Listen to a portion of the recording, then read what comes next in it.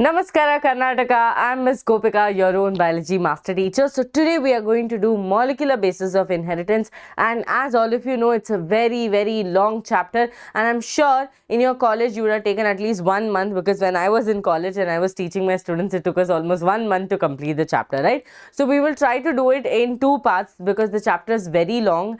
I do not think everything can be concised in one session, so we can do it in 2 parts, or else we will try to do as much as possible in today's class and keep the rest for the later. Okay, so some of you would have attended my molecular basis of inheritance live as well on the KCET channel. So those who enjoyed that class is going to enjoy this as well, but today we are going to learn it with the help of notes. Okay, I have put the PPT, so we are going to use PPT to learn this. So students, those who are preparing for KCET, one thing that you need to know is this chapter has a weightage of 5 to 8 questions is what is told. So 5 to 7 questions I would say. So that means it's a highest weightage chapter of biology, and there is no way you are going to skip it, right? So because if you want to score really well, and students, when I tell about this 21 days challenge, please do understand that 100 marks is not a small thing. If you get good marks in your boards and get at least 120 in your KCT, you're still going to fall under like 1500 to 2000 rank depending on the competition, but still the rank is very good for you to land into the best engineering college in Karnataka, right? So let's directly get into the video and understand what is molecular basis of inheritance. So all of you know that, our Ajji, Tata and all, no, they used to tell, no, that I have this property, I have 1 acre land here, I have 1 acre land here, and that is going to go to my son. That means what? From that grandfather, or from that, your grandfather, you inherited something, or your father inherited something. Same way, students, when a child is born, no, all of them go and tell, oh, you look same like your mother, you look same like the father. You know what, this kid looks exactly like the father. How do they tell that resemblance? Or what do you think is the reason for us to look very similar to our parents, or have some phenotypic, genotypic characters very similar to them? It is because of one main person that is called as your genetic material. There is one person who is able to record all the information without changing anything about that information, bring it to us, right? So inheritance is going to happen, students. So inheritance is the process by which genetic information is passed from parents to offsprings. Understood? That is why when you grow up, by now I think all my students are 17 years, 16, 17 years, you people will already be understanding that, oh my god, I behave exactly like my mother, I behave exactly like my father. How do you know this? It is because of the reason of this genetic information being passed on from your parents to you. Genetic inheritance occurs due to genetic material. Now this is the whole chapter about genetic material, or your nucleic acid. So today's topic is going to be, you're going to learn everything about nucleic acid, right? That is your DNA and RNA. So let's go further and understand, students. The genetic material found in a living system is nucleic acid in nature. So what is exactly nucleic acid, or how was the discovery happen? So there was a scientist called Friedrich Mischer. He was working on pus cells. Okay, when he was working, students, we tell, no, by fluke, like when you go to the fridge and mom asks you to get coriander, by mistake you will not see which is coriander, because all the boxes are going to be ice cream boxes, yogurt boxes, dates boxes, so everything will be the same. So you will go and take coriander. Instead of taking coriander, you might end up taking pudina, or you might end up taking karven suppu, that is your curry leaves. Okay, so then your mom is going to hit you telling that you did not take the right one. That means what? By mistake you end up taking something else. Or there are also chances that you were searching for coconut, but instead you found coriander, and mom was very happy because you took coriander and gave. So by fluke, Friedrich Mischer found something called as nuclein. Okay, he found a genetic material that is called as nuclein, and then another scientist called Altman told that this nuclein is acidic in nature. Is what in nature? Acidic in nature, and since it is acidic in nature, let's call it nucleic acid. So this is the whole discovery which you will be learning further. So what is this nucleic acid when I talk about? So understand that nucleic acid is a complex, high molecular weight biomolecule, macromolecule. Okay, biochemical macromolecule. There are 2 types of nucleic acid found in the living system, that is DNA, that is deoxyribonucleic acid. So students, from the name you understand, no, deoxy. Ma'am, something is less. Yes, here it is ribonucleic acid. That means, students, in the sugar group, okay, one oxygen is going to be less. Oxygen is absent when I compare to the RNA. RNA, that oxygen is present. Okay, in RNA, that oxygen is going to be present. Clear to all of you? So deoxy means oxygen is absent. Deoxy. Okay, deoxyribonucleic acid or DNA, ribonucleic acid or RNA. Full form is very important. MCQ can come about the full form because there might be a lot of students who does not know the full form, right? So this is very, very important. Now, DNA acts as the genetic material in most of the organisms. So when I am trying to talk about DNA, that is your deoxyribonucleic acid, I am trying to say that almost 99% of the organism is going to have DNA as the genetic material. DNA as genetic material. Then you might ask me, ma'am, what about RNA then? Right? The question can come, ma'am, what about RNA? RNA is also genetic material, but for very, very, very specific viruses, like your tobacco mosaic virus. Okay, tobacco mosaic virus, like your HIV. Okay, coronavirus, like this very specific viruses will only have RNA as the genetic material. Okay, because students, do not think that, oh, is it only few viruses have this RNA as a genetic material, this fellow is totally useless. Okay, this fellow has no much use. Not really. This fellow is going to help us in other purposes, like your messenger, act as a catalyst, act as an adapter. So do not think anything is useless, right? Everything has its own value. Okay, so this is DNA is a genetic material in most of the organisms. So inside the cells, I think all of you in your PU second year, go back and just go to a recap. All of you would have done this, no? Prophase, metaphase, spot the stages. Remember, all of you had a practical about spot the stages: prophase, metaphase, anaphase, telophase, and all of you at one point of your doing the experiment, you would have noticed a prophase, you would have noticed a metaphase, you would have noticed an anaphase, you would have noticed a telophase, and you would have called the teacher and told that, ma'am, in the 9 o'clock, in the 3 o'clock, in the 12 o'clock, in the position, there is a telophase, there is an anaphase. So students, what were you seeing at? You were looking at the chromosomes, right? In the prophase, you would notice a very condensed structure like this, right, which is not very clear to us. Later in the metaphase, you will be able to see the chromosomes. So that chromosomes, inside that chromosomes, what is going to be there? Your gene or your genetic material is going to be there, right? A small portion of the DNA, we can call it as the gene. Now, DNA is a long polymer of deoxyribonucleotide. This is very important. Now, deoxyribonucleotide, let's tell it like a brick.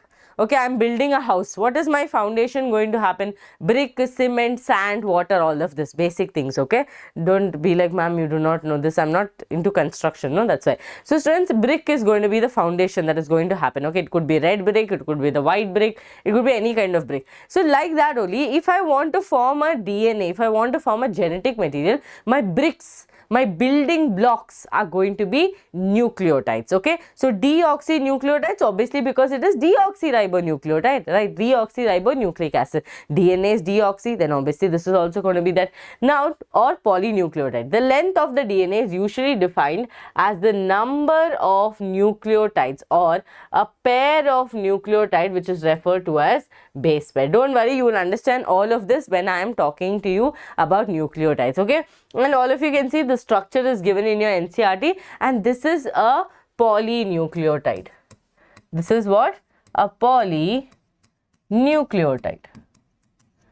So I can call them as the backbone. I can also call them as like a building blocks, because nucleotides, many nucleotides, let's say this is one nucleotide, this is one nucleotide, this is one nucleotide, many nucleotides together is going to form my DNA at the last.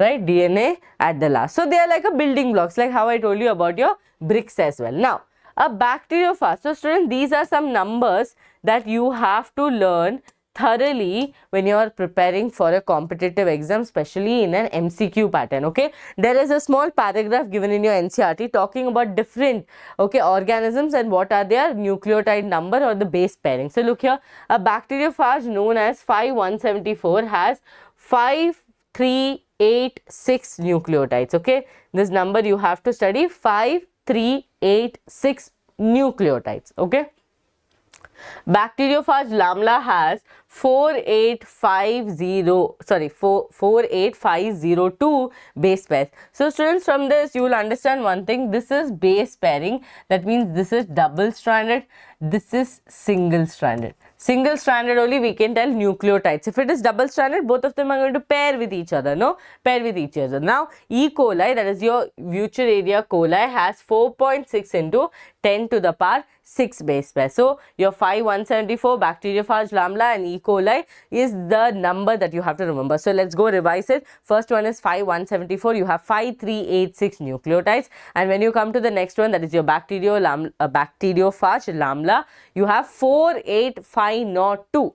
Okay, 48502 base pairs, and your E. coli has 4.6 into 10 to the power 6. Now you might ask, ma'am, what about humans? The haploid content, student. Here what are they talking about? Haploid content, not about the diploid content. So here they are talking about the haploid content that has around 3.3 into 10 to the power 9 base pairs. Okay, 3.3 into 10 to the power 9 base pairs. So if it is a diploid content, that means 2n, just multiply it with 2. Okay, multiply it with 2. Okay, around 6.6. Okay, 6.6. Again, there is a calculation for it, so you can just do this. Okay, 3 2s are 6, no? So around 6.6 into 10 to the power 9 base pairs if it is a diploid content. But haploid content is there, no? Like in your sperm, ovum, so like that. Now moving forward, RNA, let's talk about RNA as well. RNA, though it also acts as a genetic material in some viruses, mostly it acts as messenger. That's why we always learn about mRNA. What is mRNA? Ma'am, messenger RNA. Messenger RNA means what, students? Now I am trying to share all my class informations to you people with the help of Telegram, right? Telegram. Then before that in Facebook we used to have messenger. That means what? That means one person is able to send a message to another person through using this interface. Now messenger RNA also is going to help the communication to happen. Okay, it could be conversion. In our central dogma we learn about from where DNA to mRNA, mRNA to protein, because DNA to protein is not easily possible, so we need an intermediate, an interface, no? So that interface, that messenger job is going to be done by RNA. So can we actually ignore RNA? No ma'am, you cannot ignore RNA. RNA is very precious though. Now, RNA has additional roles as well. It functions as an adapter, which is your tRNA, and students, this was a KCET 2024 question. Okay, 2024 question. Why I'm telling you? Because they asked you the structure of tRNA and also explain about, like, given MCQ where the tRNA goes and binds in the mRNA. Okay, which part?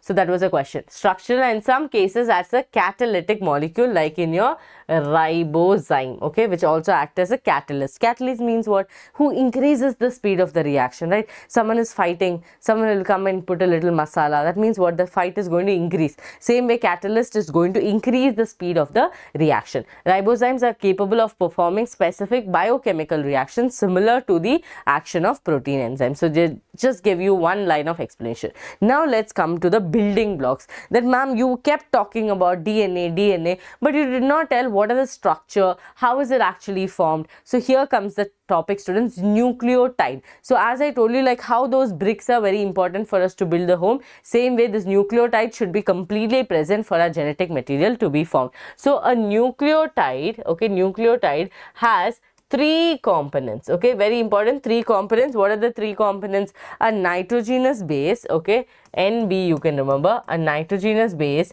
which is going to be connected to a pentose sugar. Pentose sugar means what? Ma'am, 5 carbon, right? 5 carbon sugar, pentose sugar. Then this will be connected to a phosphate. So when I talk about nucleotide, understand the components of your nucleotide is going to be NB, nitrogen bases. This nitrogen bases have two main people in this, purines and pyrimidines. Okay, purines and pyrimidines. Okay, then when we talk about sugar, students, we have two types of sugar, deoxyribose sugar, deoxyribose sugar, or your ribose sugar, like in your RNA. So here what is going to be there, ma'am? Here obviously one oxygen is going to be less, right? Then students, you have phosphate, no complication with phosphate. Phosphate will just leave happily, no tension at all. Okay, phosphate also is going to be present. So when I talk about nucleotide, the nucleotide is the building blocks. They also form the backbone of the DNA. They are made up of three components. First of all, repeat after me, nitrogen bases, NB. Okay, sugar molecule. Sugar molecule can be with one oxygen or can be without an oxygen. So depending on that, with oxygen means it's going to be an RNA, that is ribose sugar, and if it is a DNA, it is going to be deoxyribose sugar, and then a phosphate group. So these three people are going to act as the component of a nucleotide. Clear to all of you? Now, a nitrogen base is simply a molecule that contains nitrogen and has a chemical properties of a base. Okay, now there are two types of nitrogen bases, purines and pyrimidines. These are the two nitrogen bases that are going to fall under your NB, that is your nitrogen bases. No, so what are they telling? They're telling nitrogen bases are the ones who have two components. One is a nitrogen and another one is a property like a base. Okay, like a base. Students, remember in chemistry we have studied properties of acid, properties of base, like that only they're talking about. Okay, now purines and pyrimidines also, remember students, in purines as well as in pyrimidines there are nitrogen that are present at different position, 1, 3, 7, 9 or 1 and 3, like that. Okay, that is why these people are telling. So if you look here, you can see a purine ring, okay, a purine ring and a pyrimidine ring. So they tell, no, don't go by names, don't judge a book by cover, same thing. See, purine, how chuttu name, it a small name, okay, but look at the structure, it's a double ringed structure, right? It is actually a 9-membered ring.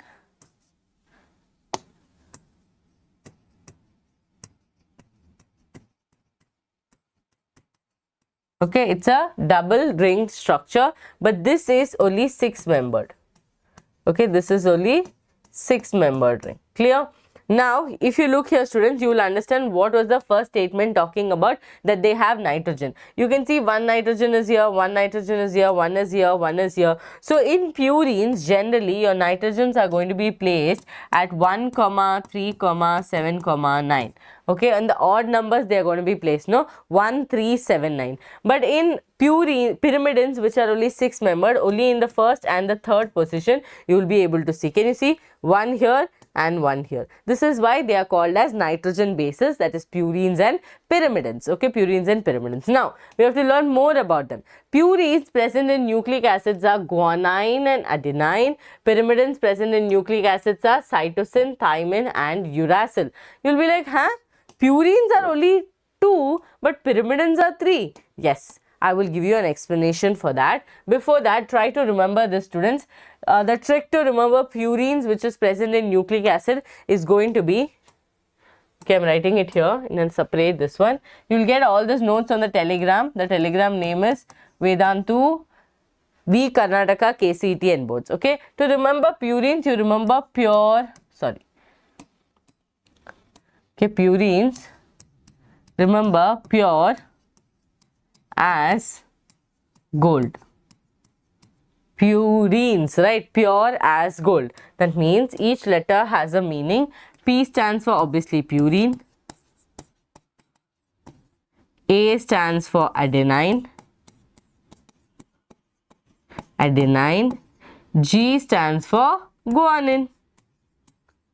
G stands for guanine. Understood? pure as gold. Purines, adenine, guanine. So under purines you have adenine and guanine. Adenine is represented by A, guanine is represented by G. Okay, very important role they are going to play. So try to understand now itself. Now students, when I talk about pyrimidines, okay, pyrimidines. Pyrimidines are 3 of them. You'll remember like this. Since all of you know that gold, to come into shape, it has to go through a lot of heat. Like how we talk about diamonds, no? Same thing, it has to go through a lot of heat. We have to make cuts. So here also pyrimidine CUT. Okay, CUT, you remember? So everything has a name again. C stands for cytosine.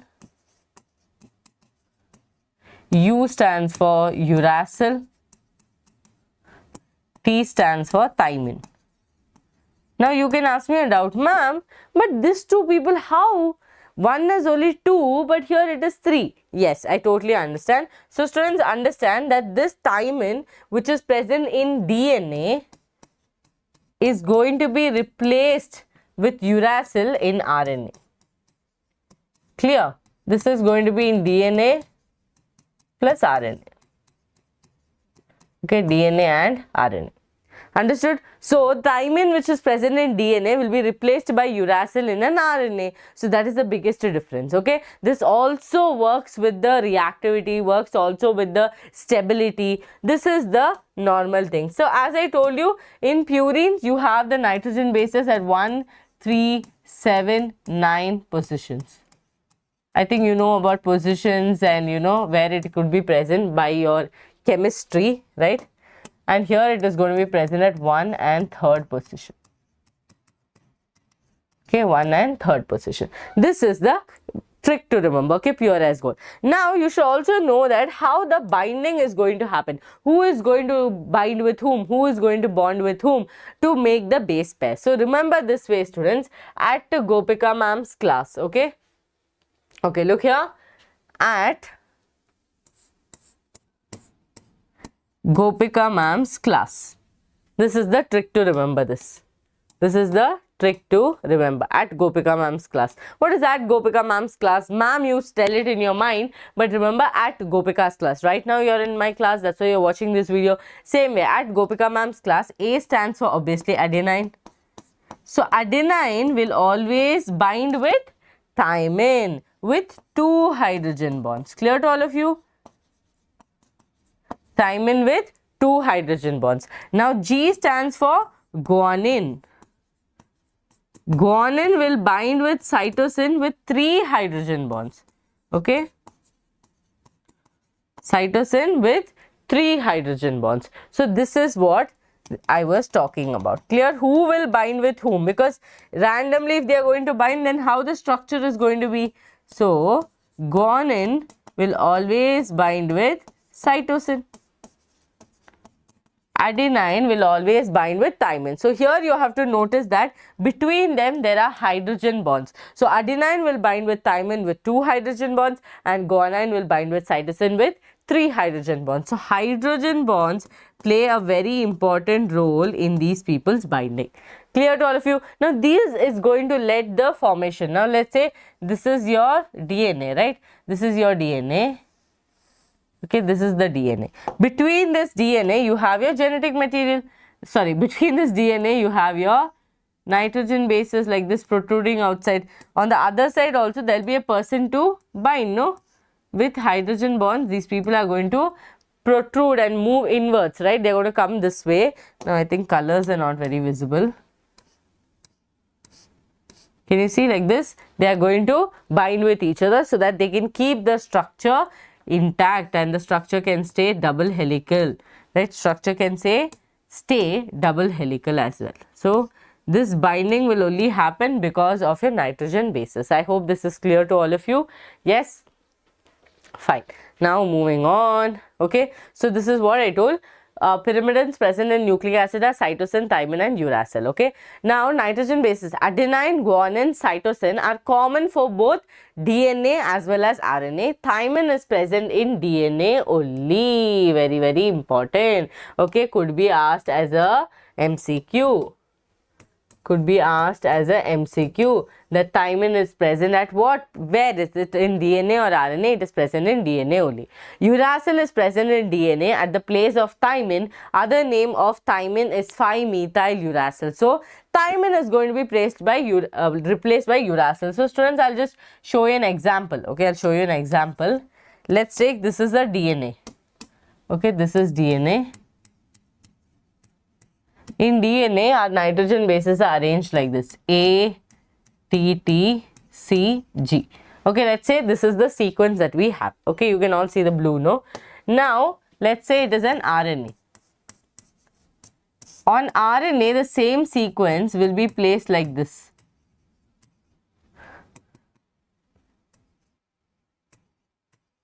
Same, on the RNA, it will be AUUCG. That means thymine will be replaced by uracil. Okay, now the complementary strand, okay, complementary strand of this DNA is going to be A will be binding with T, T will be binding with A, again A, C will be binding with G, G will be binding with C. Now the complementary for this RNA is going to be what?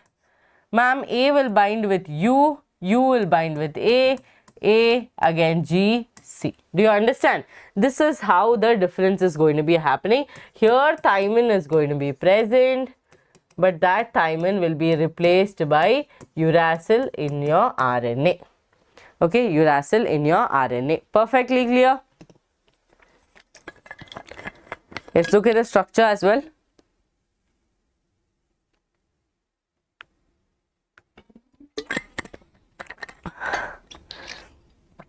Okay, this is the structure as well. Now moving forward, one second.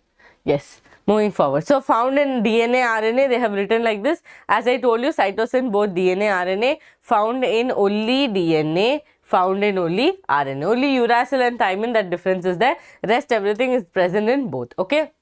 Now, the sugar found in polynucleotide is neither ribose or 2-deoxyribose. That means the oxygen that I spoke about in the starting of the class is going to be seen in the sugar molecule where exactly this oxygen is absent. In RNA, every nucleotide residue has an additional OH group present at the second position. Let's just look at the structure, students.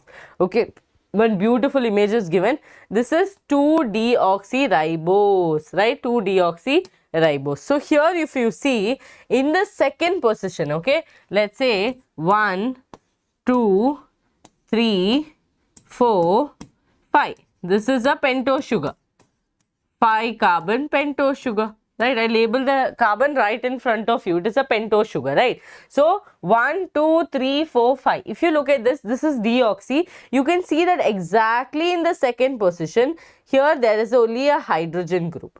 But if you look at ribose on the other side, okay, if you look at the ribose on the other side, again we go with, okay, 1 dash, 2 dash, 3 dash, 4 dash, and this is going to be the fifth. This is also a pentose. Okay, this is also a pentose. Here if you see in the second position, they have a OH. Understood? They have a OH. So this is the biggest difference, right? This is the biggest difference that is going to show that deoxyribose, that is your DNA, has one carbon, okay, one oxygen less at the second position. And students, this is not a weak point. This is not a weak point of DNA, okay? This is not a weak point of DNA. This is actually a positive point. Because of the lack of the second position, DNA is one of the most stable genetic material, okay? So this is clear, I hope. Sugar, you understood so second position on an RNA will have the OH group, but on DNA, it will not have the OH group. Now, a nitrogen base is linked to the pentose sugar through an N-glycosidic linkage. So here, when you're preparing for KCET and when you want to, write for your agriculture, B Pharma, nursing, get into a good college in Karnataka, then I think you should definitely give KCET, and especially if you feel that biology is easier for me to study, then just go for it, okay? Now students, bonding is very important. That is, they are telling that, okay, this is our sugar, Okay, this is our sugar. Yes, this is the sugar. Okay, now I'll draw a DNA. So that is, I'm putting a H here. Okay, again the rest of it will continue. I'm not going to fill it. They are telling that this fellow, who this fellow is, this is the sugar. Sugar is going to bond. Sugar is going to bond with a base. Sugar is going to make a bond with base, but what is the bond that is going to make? It is going to form an N-glycosidic linkage. N-glycosidic linkage. Understood? So, whenever sugar binds with a base or makes a bond with a base, it is going to form an N-glycosidic linkage. If it's a purine, it will form 1-9 glycosidic linkage. Some students might know about it, but otherwise it is going to form. See, I have not drawn the exact binding, but on the first dash, that is the first carbon. No, this is the first carbon. On the first carbon, I have made the bonding, and it might be binding. If it is a purine, it might be binding with the 9th position. Okay, students, this dash is actually to differentiate. Now, example, let's take an example of a nitrogen base. Okay, this is a nitrogen base. This is a purine. Okay, this is a purine. Now, if I have to label this purine, don't you think the numbers are going to, collide with each other? Because here also I'm going to do 1, 2, 3, 4, 5. Yes, I'm going to do 1, 2, 3, 4, 5. Let's say I'm doing 1, 2, 3, 4, 5, 6, 7, 8. Okay, this is actually wrong numbering. Okay.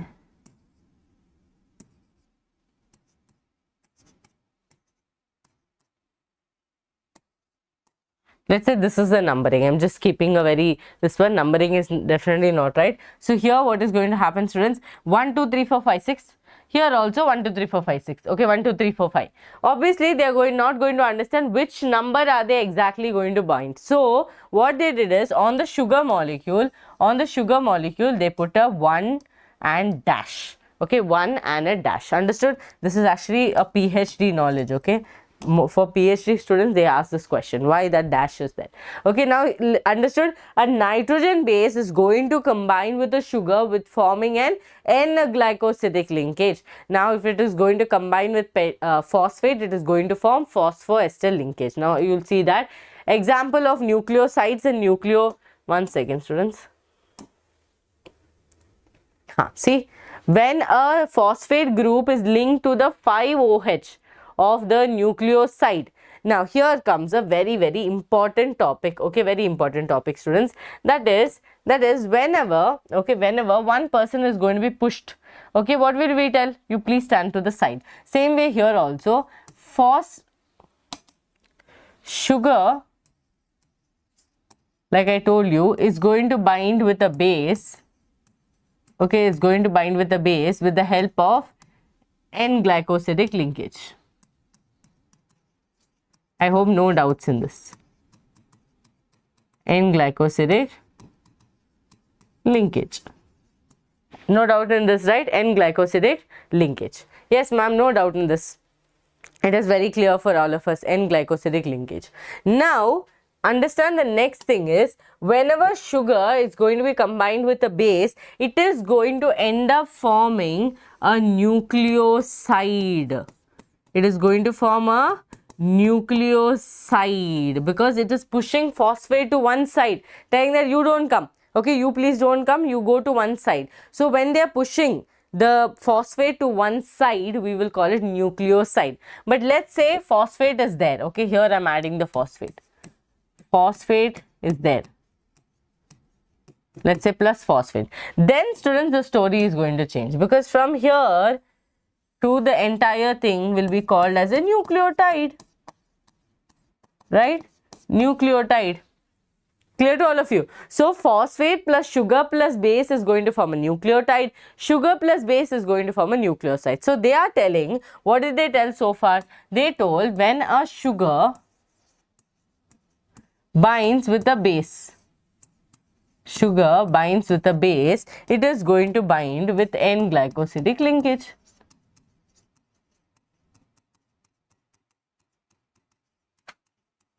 So they are calling this unit as nucleoside. Now they are telling that when a sugar molecule, to a sugar molecule, when phosphate PO4 is going to attach, it is going to attach, okay, it is going to attach with the phosphoester linkage. This is what they are trying to say. So instead of using terminologies like that, instead of that, NCERT has used terminologies like when phosphate is going to bind with a nucleoside. Okay, so you should be smart enough to understand here they are talking about sugar and phosphate, and this bond is going to be your phosphoester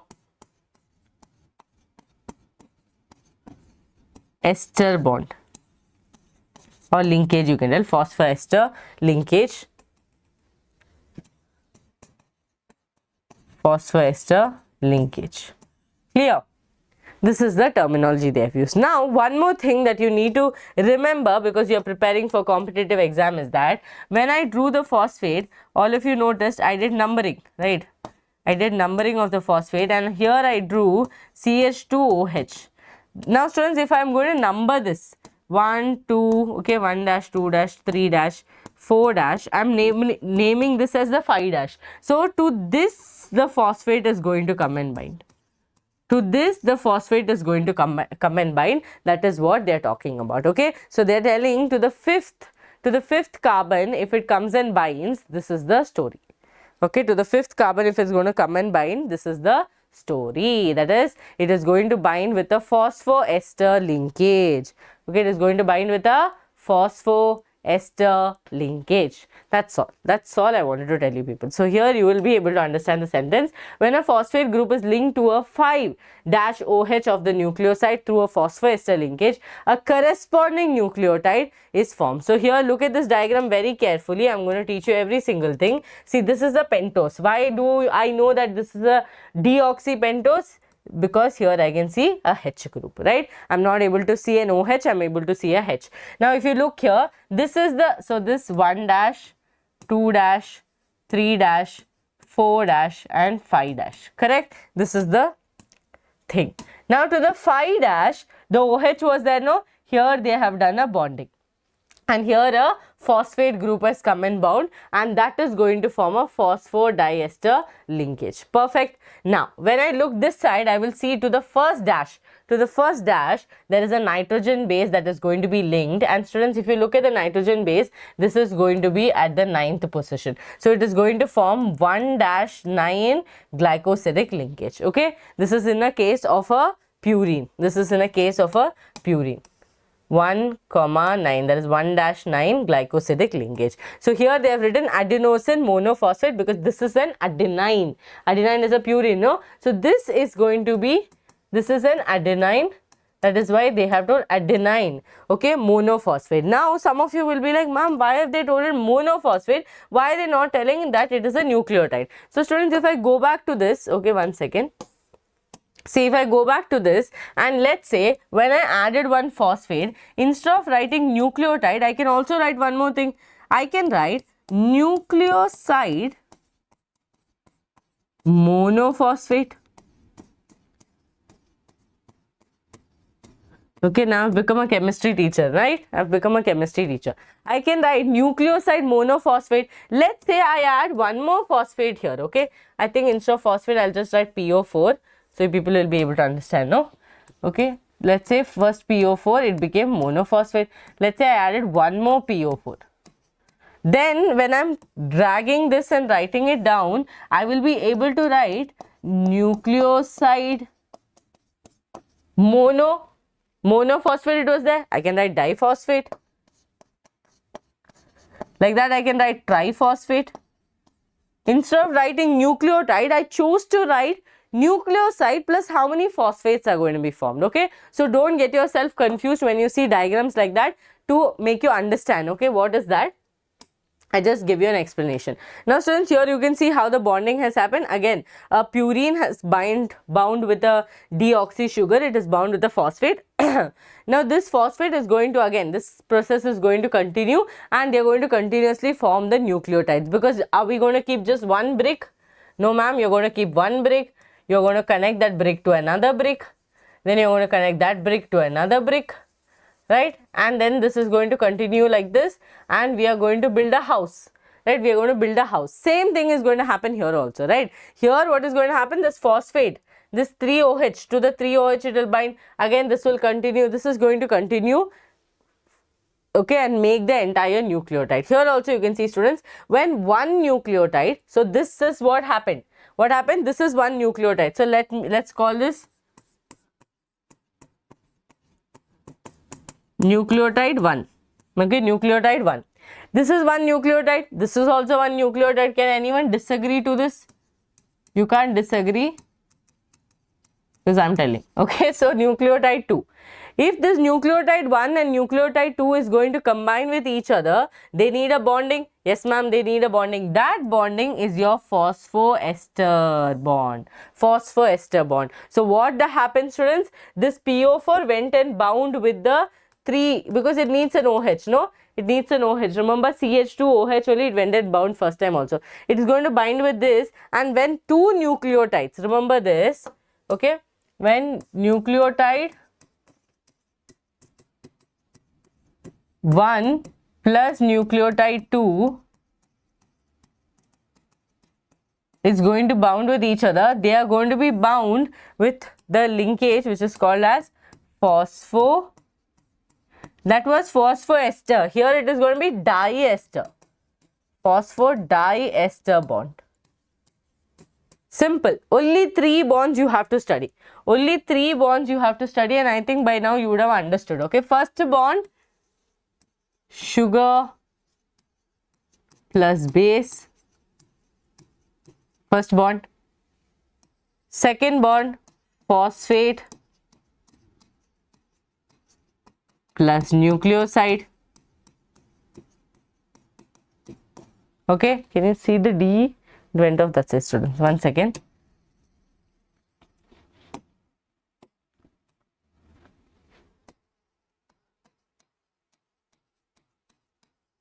Phosphate plus nucleoside. Third bonding, nucleotide 1 plus nucleotide 2.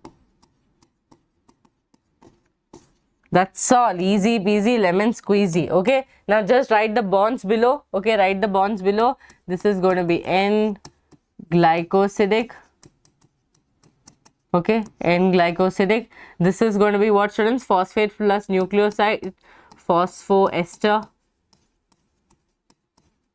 What is this going to be, ma'am? Phosphodiester. This 3 bonds you study more than enough. Okay, this is also called your nucleoside. Okay, nucleoside. Clear? This is all about your bonding. Very easy. Just remember these 3 bonds. Okay, these 3 bonds, you are good to go. Done? Okay, moving on. Now, 2 nucleotides are linked through 5' to 3' phosphodiester linkage to form dinucleotide. Okay, more nucleotides can be joined in a manner to form an entire polypeptide chain, polynucleotide chain. So you can see continuously bonding is going to happen, but you always notice that this phosphate is going to bind with a OH, right? It's going to bind with a OH.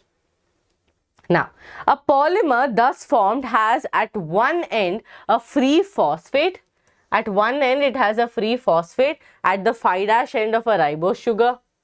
Okay, which is referred to as the 5' end of a polynucleotide chain. Similarly, on the other end of the polymer, they will have a 3' end. Okay, they will have a 3OH. On the third carbon, there will be an OH group which will be called the 3' end. All of you tell, no, ma'am, DNA is anti-parallel. One will run 5' to 3', one will run 3' to 5'. But do you exactly know how the labeling has happened? So look here, students, if you look at this chain, just look at this chain, okay. What do you see here? You notice that on the 5' end, because this is the 5' end of that carbon, you will notice to this 5' end, this side, a phosphate is free. To this phosphate, a 3' OH can come and bind, right? This can continue, but here we notice that this is free.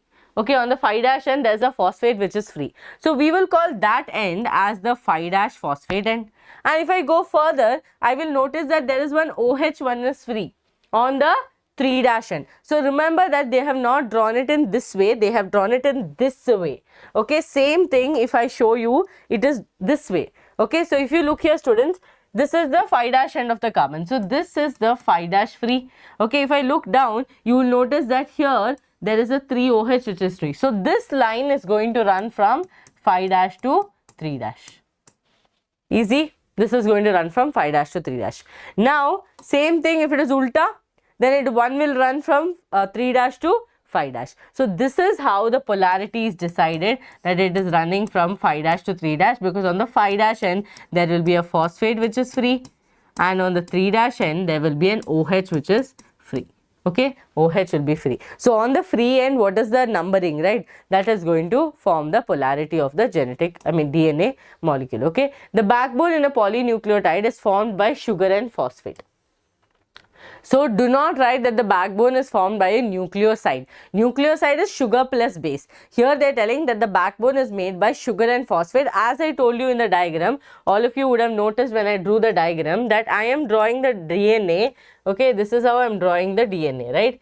If you notice the DNA structure that I am drawing, you will notice that, ma'am, you are drawing the bases in the center which is projecting inwards. If they are projecting inwards, can they form the backbone? No, ma'am, they cannot form the backbone, but they are going to help in holding these people in position and make sure that the double helical structure is double helical structure stays still, right? So let's say here also adenine, okay, thymine, guanine is there. On the other side, they are going to bind with their respective partners. Okay, like this binding is going to happen. So if you see here, the backbone is made up of, okay, this one is the backbone. Okay, backbone is made up of your sugar and phosphate, but your nitrogenous bases are going to project from the backbone. So from the backbone, you will notice that the nitrogenous bases are projecting inward, so that the double helical structure is going to remain as it is. Now, same thing what I told you now about your Friedrich mixture. DNA, an acidic substance present in the nucleus, was first identified by Friedrich Mischer in 1869. He named it as nuclein. Okay, then another person called Altman came and told that this nuclein has a acidic, okay, nuclein is acidic in nature, and because of it, it became nucleic acid. Okay, this naming happened because of Altman. Done. Nucleic acid, nuclein. Now, moving forward, in 1953, James Watson and Francis Crick, based on an X-ray diffraction, to understand what is the structure of this DNA, how it is exactly going to be there. Okay, then only they understood that your DNA, with the help of an X-ray diffraction, they saw that with the help of Morris Wilkins and Rosalind Franklin students. Now remember that Watson, Crick and your Wilkins got the award for recognition for finding a double helical structure, but Rosalind Franklin did not, okay, because she had passed away by then, and proposed a very simple but a famous double helical model structure of DNA. Can you see? Okay, so Watson and Crick was trying to find how our DNA structure is going to look, and then they came to a conclusion it's a double helical structure, and they are wound around each other with the polarity that is phi dash to 3 dash on one strand. Okay, yeah, one strand, and 3 dash to phi dash on another strand. 3 dash to phi dash on another strand. Clear? Now, moving forward, one of the hallmark of Watson and Crick's proposition was base pairing between two strands of nucleotide chains. Okay, that is, how are these purines and pyrimidines going to maintain that, that loyalty we tell, no, loyalty test they did, that is, if purines are this much, how many pyrimidines is there? So that is when Chargaff came into existence, and he called it as the Chargaff rule. Okay, he called it as the Chargaff rule. So it's very simple. Okay, let's say in your class there are like 10 boys and 10 girls, and I'm telling you, you have to do a pair. Okay, you have to make pairs among each other. It will be easy for all of you, right? 20 students are there, ma'am, 2 each. So obviously we'll make the pairs out of it. No tension in that, ma'am, nothing to worry.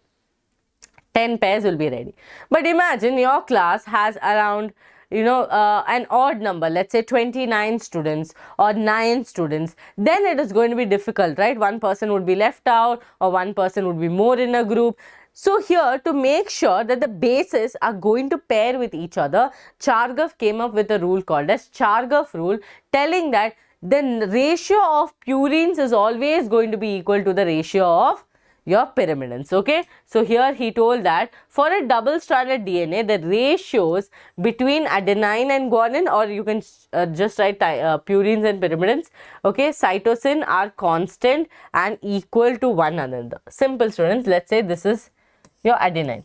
Okay, blue color is your adenine. How many are there? 5 are there, ma'am.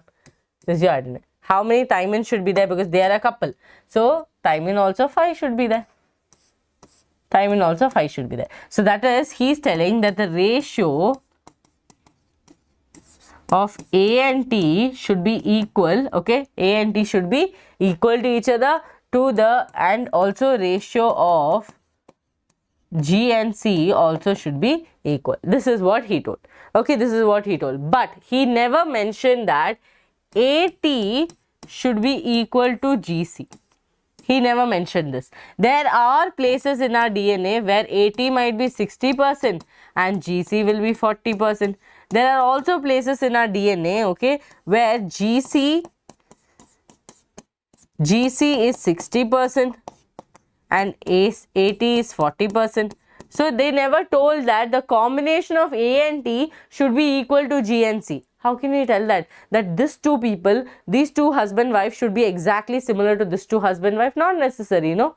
Okay, they might be 40-50 kg, they might be 60-70 kg, weights can differ, lifestyle can differ. So here, what he told was, husband and wife, no, they both should be in equal synchrony with each other. That's all he told. He did not say this husband wife should be equal to all other husband's wife. No, he did not. Okay, try to understand with husband wife.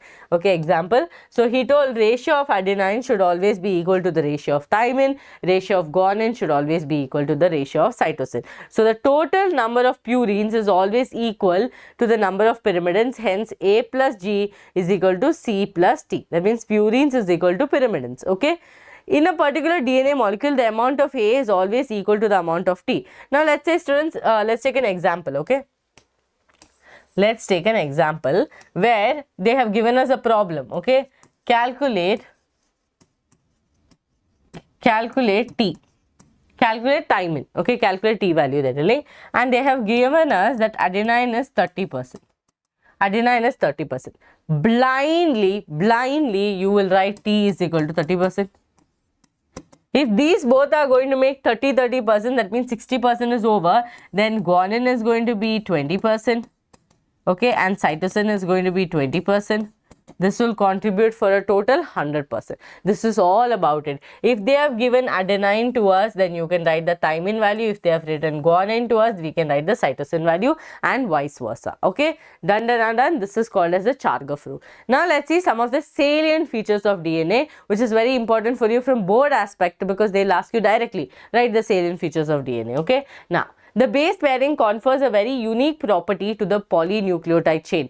They are said to be complementary to each other, and therefore, if the sequence of bases in one strand is known, then the sequence of other strand can be predicted. That means very simple again, okay?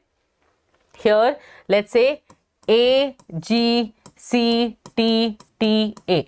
This is strand number 1, S1, okay? Now, strand number 2 is there. So obviously I know A will always bind with T, G will always bind with C. Again here A, T. This is going to be strand 2. Any doubts in this? Okay. Here obviously, ma'am, this is how they are going to bind, because they are complementary to each other. They are complementary to each other.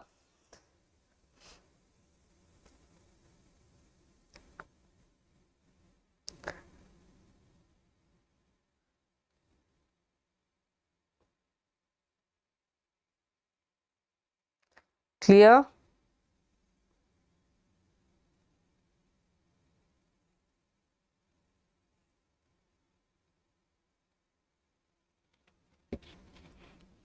Okay.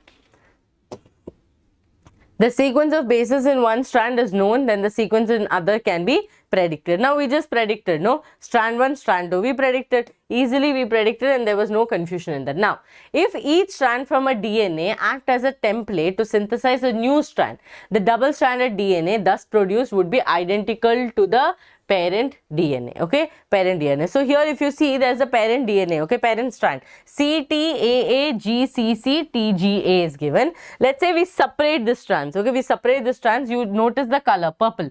Now you will notice, oops, sorry, okay, we will notice that students to bind with this is going to be there, and let's say again here, if you notice them, okay, as a whole, you will notice that these strands are identical to each other. Yes or no? These strands are identical. Oh, I drew this many diagrams in 2 seconds, sir. They are identical to each other. Yes or no? Just look at the sequence. Let's look at this sequence. Okay, look at this sequence. Look at this sequence. So the daughter DNAs formed are identical to each other. Identical to each other. Okay. Now moving forward. Now, salient features. It is made of 2 polynucleotide chains where the backbone is constituted by sugar and phosphate and the bases projecting inwards. First feature of it is that the nitrogen bases, okay, the sugar and the phosphate is going to form the backbone and nitrogen bases are going to be pushed inwards. Now, the 2 chains have anti-parallel polarity. 2 chains have anti-parallel polarity. Very, very important, right? One is from 5' to 3', another one is from 3' to 5'. And it means that one chain has polarity 5' to 3' and the other will have 3' to 5'. So here you can see, students, here the 3' OH is free, here the 5' phosphate is free. Here also same thing, here 3' OH is free, here 5' OH is free. This will show the polarity 3 to 5 and 5 to 3. Now, the bases in 2 strands are paired by hydrogen bonds. Now, hydrogen bonds, the pairing was only the reason why they are called as base pair. Let's say if it is a single strand, okay, and there are bases, I will call this a nucleotide. But if both the strands are there and there is pairing happening, then I will call it a base pair. Okay, I will call it a base pairing. So, here you have to remember only one thing, that is adenine will bind with thymine with 2 hydrogen bonds and cytosine will bind with, okay, wait, I'll write at Gopika ma'am's class, no, bind, okay, Gopika will, yeah, 3 hydrogen bonds. So you can see one is more stronger than the other, no, one is 2 hydrogen bonds, one is 3 hydrogen bonds, okay, done. Now, guanine is bonded with cytosine with 3 hydrogen bonds. Cytosine, you are looking rather lovely. Why? Thank you, guanine, you are the sweetest, okay. So they are in full on happy mode because they are binding with 3 hydrogen bonds, okay. Bonding is very complicated, you do not have to study, just know that there are 3 bonds between them. Now, adenine forms 2 hydrogen bonds with thymine and vice versa. You can see here how the bonding is happening. Done? Perfect. Yes. Okay. Now, due to such base pairing, a purine always comes opposite to a pyrimidine. Obviously, students, if 2 pairs are dancing or for an annual day, the pair will come opposite to each other, no? Will they stand like, okay, my pair is here and your pair is there? It will not stand. They'll stand like this and they'll be doing the dance, no? Let's say they have to hold hands and do this. Okay, if they have to do this, then obviously they are going to stand like this. This generates approximately uniform distance between the 2 strands of the helix. Okay, because bonding has to happen, so the distance also. Now, if I have to hold hand, the person who is standing in the opposite side will not be very far from me. No, I can't hold hands like this. I have to hold hands like this. So the distance is going to be approximate. Uniform distance is going to be there. Okay. Now the 2 chains are coiled in a right-handed fashion. The pitch of the helix. Pitch of the helix is 3.4 nanometer and there are roughly 10 base pairs in each turn. So they are telling that in one turn it will make around 3.4, okay, 3.4 nanometer is the pitch, and in one turn there will be around 10 base pairs, 1, 2, 3, 4, 5, 6, 7, 8, 9, 10. Okay, so here 2 more should come, but then image you cannot see because it's 3D, no? So here they are telling that 3.4 is the pitch of the helix and there will be 10 base pairs in each turn. Consequently, the distance between the base pair of the helix is going to be approximately 0.34. So, it's very easy, no? Pitch is going to be 3.4 divided by how many base pairs in one turn? 10. So, it will give you 0.34. This is going to be the distance. Okay, this is going to be the distance. Yes. Let's drink some water.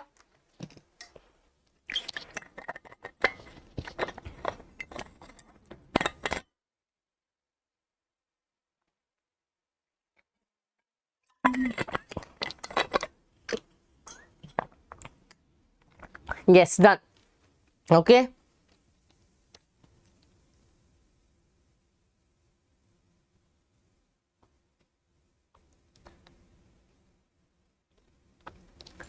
Perfect. Now, moving forward, the plane of one base pair stacks over the other in a double helical. This is an addition to the hydrogen bond, confers stability. So, students, if you see, you understand, like we have studied in a very simpler way. Like, let's say this is the structure.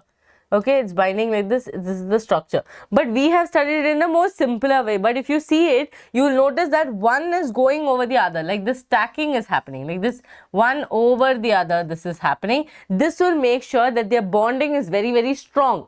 Okay, bonding is very, very strong. If you would have seen, no, in this jatre and all, you will see people like this, no, they'll hold hands like this, and one person will, again, this will continue like this. This will continue like this, continue like this.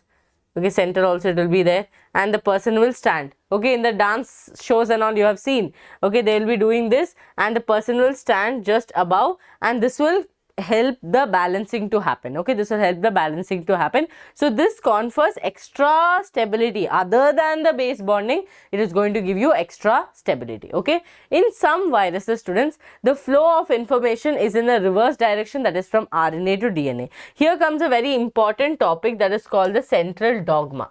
What is it called? Central dogma. When I talk about central dogma, remember this, that central dogma is basically the whole ruling factor of your molecular biology. Molecular biology is where you study all of this in depth, no? So this is how your entire body functions, performs. Okay, and this has to happen the way it is being decided. Like example, let's say DNA, okay, will form mRNA. mRNA will sequence your protein. This is central dogma. Now, DNA can form its own copies, and this process is called as self-replication. We will call it as replication. Okay, where DNA is forming its own copies. Now, DNA to mRNA, this process is called transcription. Okay, because students, here exactly transcript is happening. Okay, like transcription, we tell a transcript. So from DNA it is going to form the mRNA. From mRNA, the process to form protein is called as translation. Why this is called translation? Because what does your Google Translator do? Whatever language you tell, Google Translator will convert it to your language that you chose and give it. Same way here also, on the mRNA there will be different strands. Okay, AUG, UUU, okay, UGC. Now reading this, according to that, proteins will be combined to form a polypeptide chain. So this is what I told you, that this is the whole ruling factor. Okay, this is like the whole, you know, base set for your molecular biology. Central dogma. DNA to mRNA, mRNA to protein. DNA will form, if DNA has to form its own copies, it will do replication, and DNA to mRNA, it is going to be called as transcription. mRNA to protein is going to be called as translation.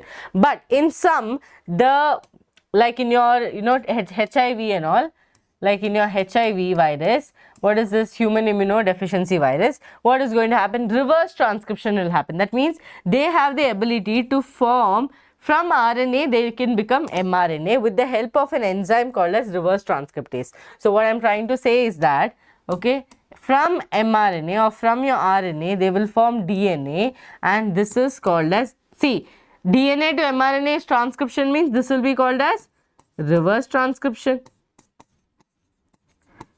Okay, this will be called as reverse transcription. Reverse transcription happens with the help of reverse transcriptase. Reverse transcriptase is the enzyme that is going to help in doing this, and this is seen in your HIV. I have already taught you people AIDS and cancer. See, if you go to this and check our videos, see, this is the channel V Karnataka KCET and boards. If you go down and if you move forward, okay, this is in videos, go to live, click on live, and if you go down, you will be able to see that I have taken common diseases and I have also taken AIDS and cancer. Okay, AIDS and cancer. So if you open this AIDS and cancer, you will be able to see HIV, entire HIV's life. Okay, but for that ad should be going. Okay, ad should go for life to be seen. Yes, skip. Very good. So here you will be able to see that I drew HIV and I explained you the diagram as well. See, HIV is done. Understood? So what you have to do, everything is already done. All you have to do is go and study. Yes, so this is your central dogma. Central dogma. Okay. Now in prokaryotes, each such as E. coli, though they do not have a defined nucleus because they're prokaryotes, prokaryotes will not have a proper nuclear membrane, right? The DNA is not scattered throughout the cell. DNA being negatively charged is held with some proteins that are positively charged. So here comes a very important concept, students, that is, ma'am, you might think that no, DNA is pretty long, no? Yes, DNA is definitely long. It is approximately 2.2 meters long.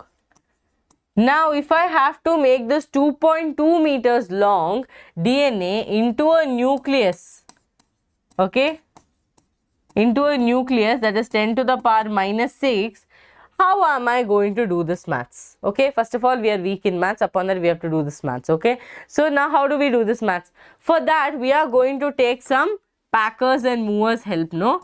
So we are going to do packaging of DNA. Packers and movers, why did I tell? Because let's say 4-membered family we are. We have so many items to be shifted. I will call packers and movers, right? I'll tell packers and movers, you please come and do this job for me, right? So they will come and they will pack everything and make sure that it is given to, okay, this put into my new house. So here packaging is going to happen, students. That is, your long DNA, which is approximately 2.2 meters DNA, we are going to wound around. Okay, wound around. Now here there is no thread. See, this is your thread. Imagine DNA is 2.2 meters long. Okay, now let's say this is your histone proteins. Okay, this is histone protein. This is your long. I am going to make sure that winding will happen. Okay, like this winding will happen. Can you all see? 1 second. Yeah, like this winding will happen. Now what is going to happen? See, if I untangle this whole thread, then definitely this might be able to cover half of my studio. But what did they do? They made sure that they made multiple folds like this and they put a sellotape over it and give it to us. Now you tell me that, is it all around the place? No ma'am, it's not all around the place. And this one, I can easily keep it inside my pocket, in my bag. It is very concise. Same thing happened with DNA, students. DNA being 2.2 meter long, making it making sure that it gets inside the nucleus is a task. So for that, we are going to take the help of packaging. What are we going to take the help of? Packaging. So in eukaryotes, this organization is much more complex. Which organization are they talking about? They are telling that this entire 2.2 meter DNA, this 2.2 meter DNA has to get inside our nucleus. Okay, it has to get inside the nucleus. 2.2 meter has to get inside the nucleus. Now for that, I am going to bring some people, packers and movers to place. First packer, they are going to be called as proteins. They are going to be called as what? Proteins. Okay, one fellow came, next fellow came, next fellow came, next fellow came. So can you see 4 people? Yes ma'am, we can see 4 people. Okay, the story does not end here, students. It's a long story. So here one more person came of red. Okay, family members also came. No, like that one more person came of yellow. One more person of blue came. and one more person of white came. So if you see totally, if you're good at maths, you'll be able to count, right? How many are there? 8 people are there, ma'am. Okay, 8 membered people there. So I will call this as histone octamer. Histone octamer. Now you'll be like, ma'am, histone. Yes. For packaging, the packers and movers that I bought was histone proteins. What proteins? Histone proteins, which are going to help me bind this DNA because these people are negatively charged. These are, DNA is negatively charged. So this negatively charged DNA will wound around the positively charged proteins. Yes, and opposite poles attract. So histone proteins are going to make sure that this negatively charged DNA is going to wound around them. So students, if you look here, there are numbers for this proteins like H2A, H2B, H3, H4, H1. Okay, you do not have to learn that, but here one protein name you have to remember, which I'm going to tell you. But before that, let's make sure that this DNA, which is here, the problematic DNA, which I'm going to draw in a different color, so winding will be easy. Okay, this is your entire 2.2 meter DNA, which is not under anyone's limit. So I am taking this DNA, okay, I am bounding this DNA around this, okay, around this histone, okay. Now see students, you understand, if it is going around this, then there is also a problem that this might get loose.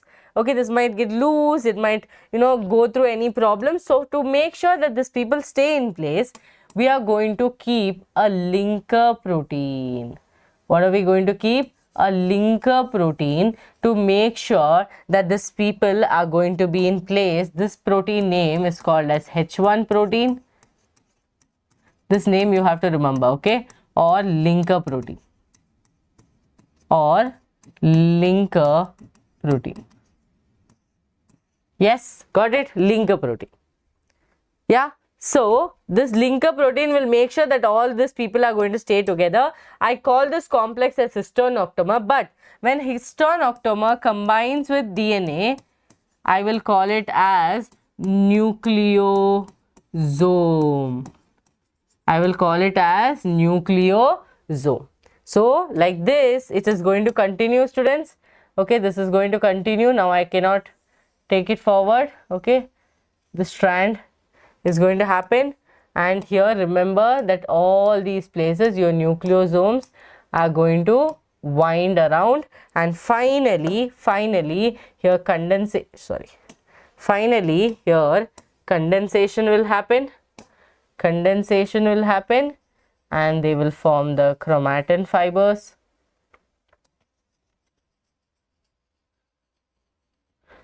and finally form the chromosome. This is how it is going to happen. Clear? Like this, it's going to continue and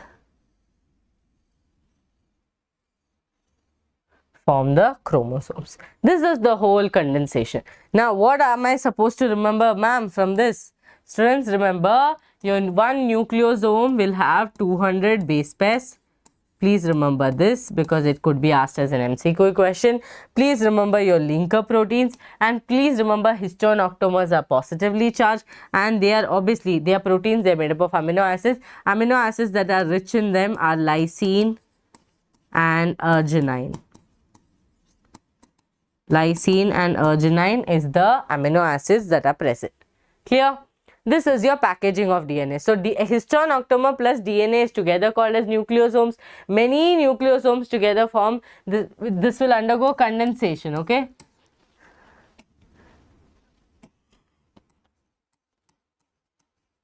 Condensation, and it will form chromatin fibers.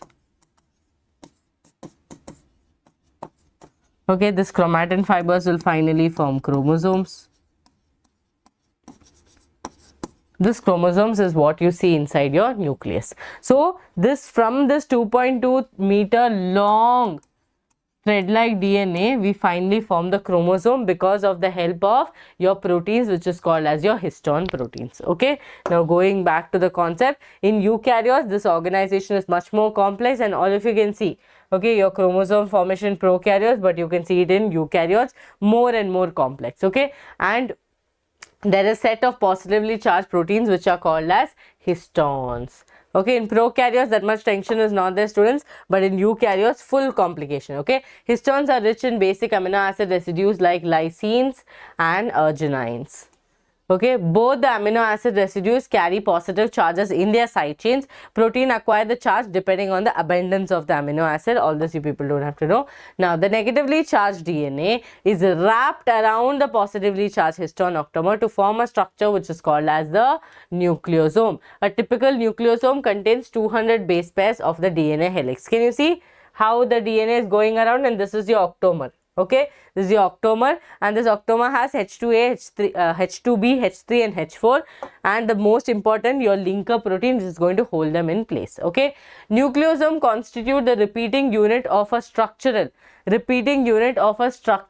in nucleus called as chromatin. They're like stained colored bodies seen in the nucleus. Okay, they are the colored bodies seen in the nucleus. Now the nucleosomes in chromatin are seen as beads on a string structure. So if you go back to this, okay, if you go back to this and look at this, doesn't it looks like there's beads and then there is string, right? So let's say, students, if this is the microscopic view that you're seeing, where is microscope? This is the microscopic view that you're seeing, and let's say I am looking through it. Okay, I'm looking in the microscope. I will notice structure like this. Okay, wait.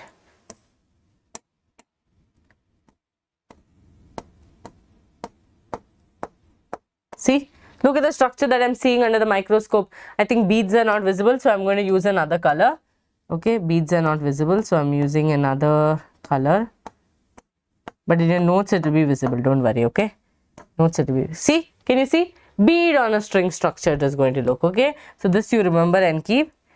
Under microscope, we will be able to see as a bead on string structure. Bead on string, okay? Bead on string. Yes.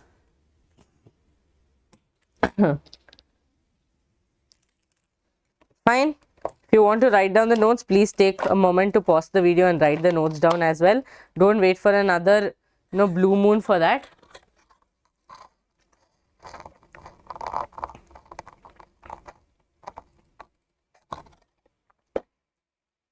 Yes.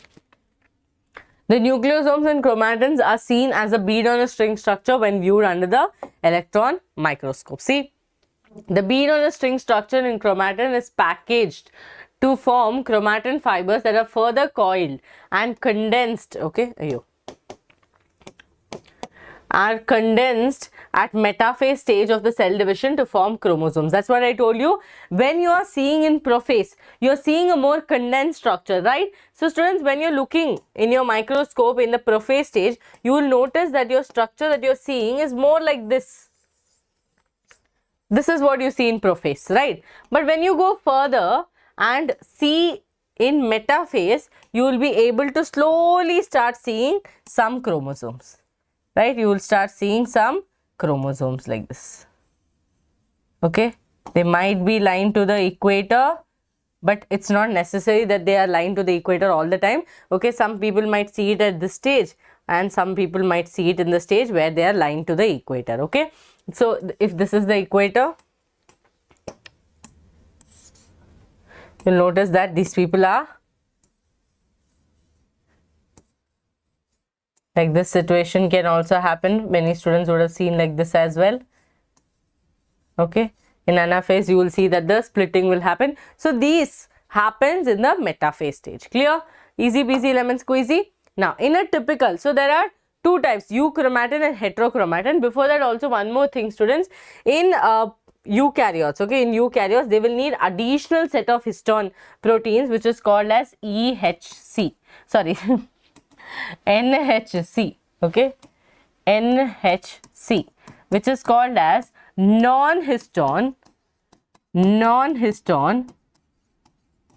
chromosomal protein.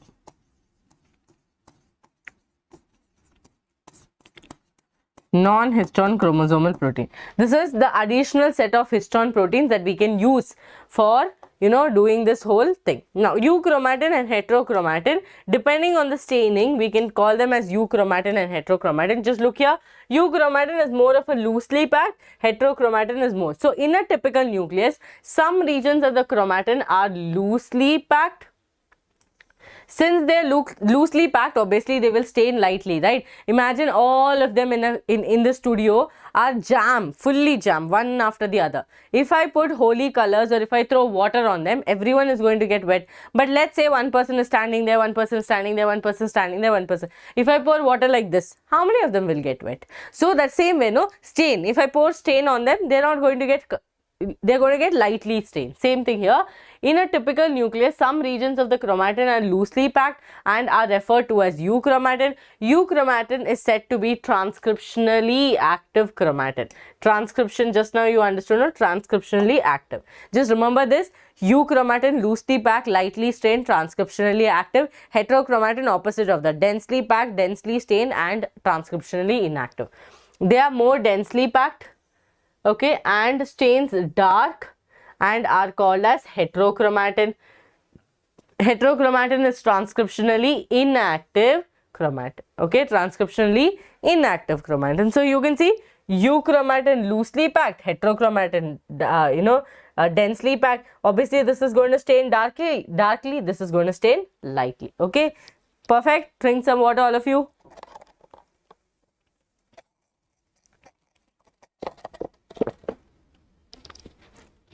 Perfect. Okay.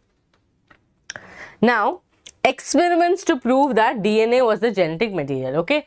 Search for genetic material. In 1926, the quest to determine the mechanism for genetic inheritance has reached the molecular level.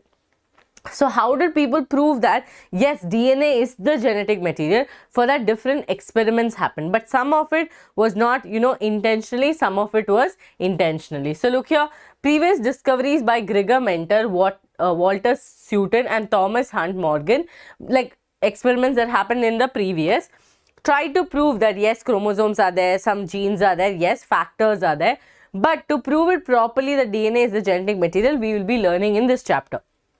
There were a number of experiments that provided conclusive evidence that chief genetic material in nearly all life forms are nucleic acid, mainly the DNA. These experiments included first your Griffith's transformation experiment and your Hershey and Chase experiment. These were the two revolutionary experiments, even though in the middle there is one experiment about the biochemical nature by Avery, MacLeod and McCarthy. It is not widely accepted, okay? Biochemical experiment, but it is not widely accepted. So now people don't use it or don't accept it anymore.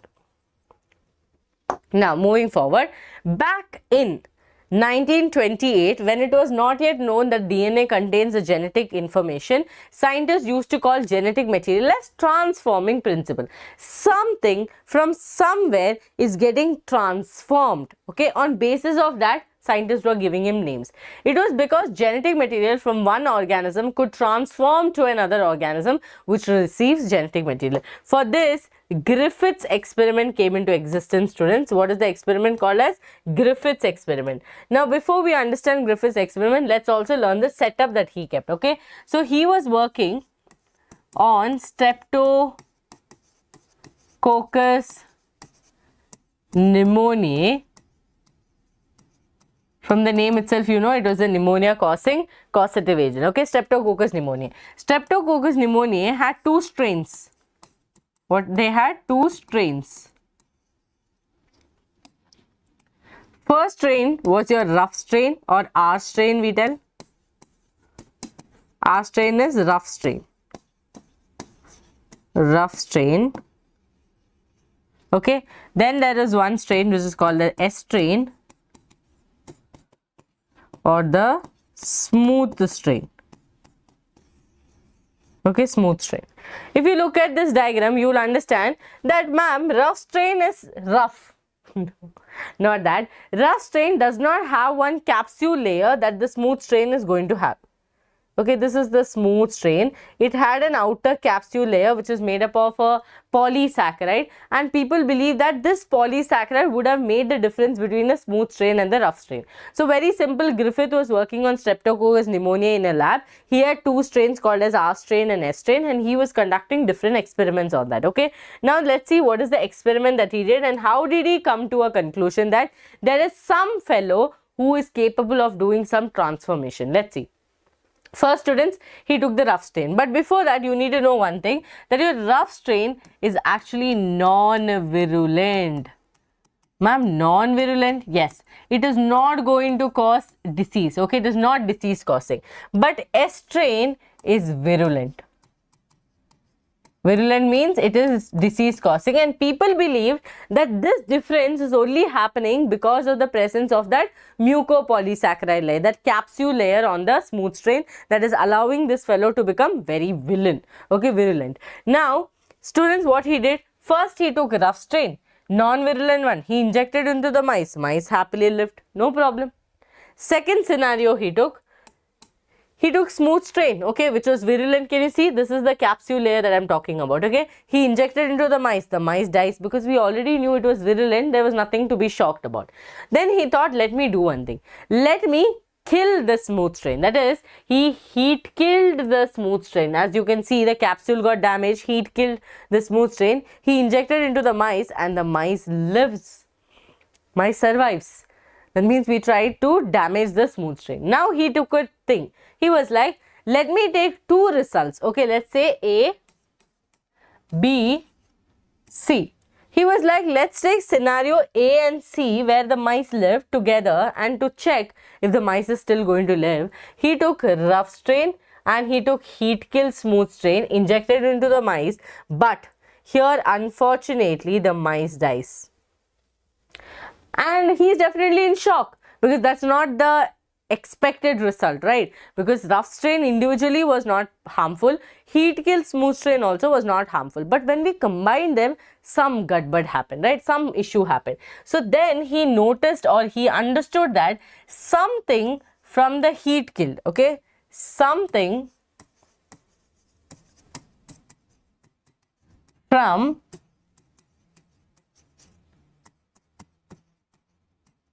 heat killed S strain, something from heat killed S strain got transformed to the R strain, making R strain virulent.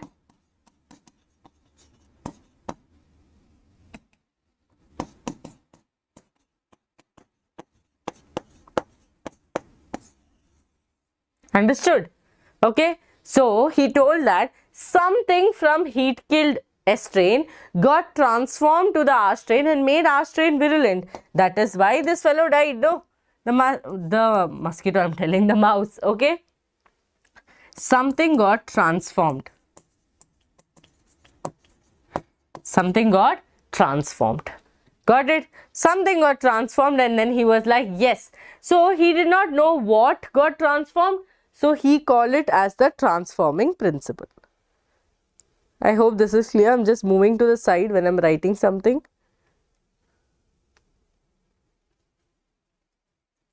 Okay, clear? This is the whole scenario. This was Griffith's experiment, and Griffith's experiment came up with the transforming principle. Okay, with the transforming principle. So you can see S strain and R strain. Okay, that capsule was what people thought that could have become, an issue, but when he heat killed the capsule, the mouse was alive. But he noticed that when he did the transformation, when he mixed two things, who was leading to the mice to live individually, the mice died. That was the first revolution about finding genetic material, because he called it as the transforming principle. Now after that, students, there was three people who is called as Avery, MacLeod and McCarty, who came in telling that let's do a biochemical test on the combination that Griffith took. Okay, so they purified proteins, DNA and RNA from the heat killed S cells to see which one could transform the live R cells into the S cells. Okay, so he took DNA. Now what they did was, First they took protein, they noticed nothing, no transformation. Then they took RNA, they noticed no transformation. Let's say in this way, students. This is one set, okay, and this is one more set.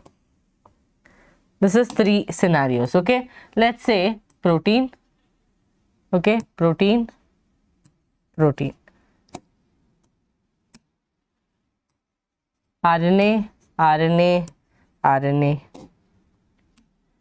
DNA.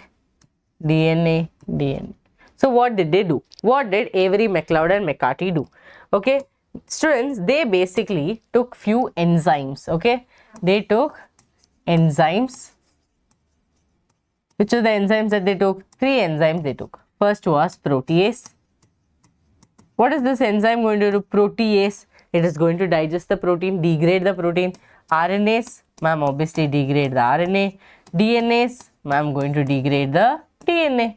Right? They took 3 enzymes. Then what did they take? Other than the enzyme, okay, first thing that they took, they also took the heat killed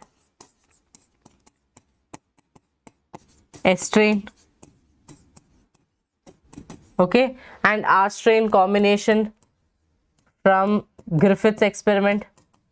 On basis of this, they continued the experiment to understand, is it protein that got transformed, is it RNA that got transformed, or is it DNA that got transformed? Okay, is it DNA that got transformed? So first what they did, they took protease, here they took RNase, here they took DNase.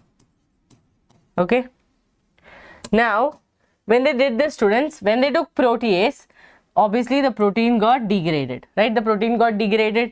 Definitely protein is not the one who did the transformation, protein is not the one who did the change, so the mice is going to die. Mice is going to die. Okay, again RNA will degrade the RNA, right? So I'm putting cross to it. Obviously the mice is going to die because still the DNA is going to be active. Okay, now they took the protein, they removed the RNA, they removed the DNA with the help of DNase, and here the mice lives. Okay, the mice lives, and here transformation. Okay, transformation is seen. This proves that DNA is the material that got transformed. Okay, DNA is the material that got transformed from S-strain to R-strain. But this experiment had a lot of, flaws, because people are not happy about it, and people are like, no, it couldn't be DNA, and such conversations kept happening, because of which they did not go forward with this experiment, and many people disapproved this experiment. This experiment is called biochemical. Okay, biochemical.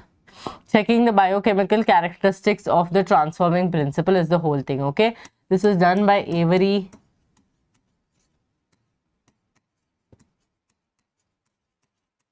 McLeod,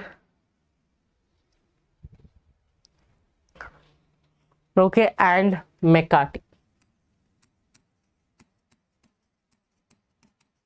These were the 3 people who came up with this experiment, but it was not proven right. Okay, so people were like, no, we do not believe in this, there is some problem, we need to bring a better experiment. Okay, then so this is biochemical characteristics of transforming principle. Okay, digestion with DNA did inhibit transformation, suggesting that DNA caused the transformation. So here what happened, obviously transformation did not happen and the mice lived. So here transformation got inhibited, and it also showed that this was the person who did the transformation. Clear?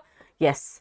Now students, before we go to this, hi guys, I'm back. I hope your Pomodoro is doing well, because the Pomodoro technique always works, as you do not have to study continuously for 3 hours straight. Instead, you can just take a 10 minutes break and just come back, to preparation very easily. It's not that difficult to take a 10 minutes break, right? Yes. It's also 2-3 minutes for me to drink some hot water, because continuous talking will strain our throats. Okay, next we have to learn Hershey and Chase experiment, where he proved, or these both Hershey and Chase proved, that DNA is the genetic material. So their experiment was more accepted, students. So let's see what's their experiment. Hershey and Chase cultured some viruses on a medium containing radioactive phosphorus, which is S32P, okay, that made the DNA radioactive, and some other viruses on a medium containing radioactive sulfur, which is S35, that made protein code radioactive. So what they basically did is they chose phosphorus 32, which is only present in DNA, and they chose sulfur, which is only present in proteins.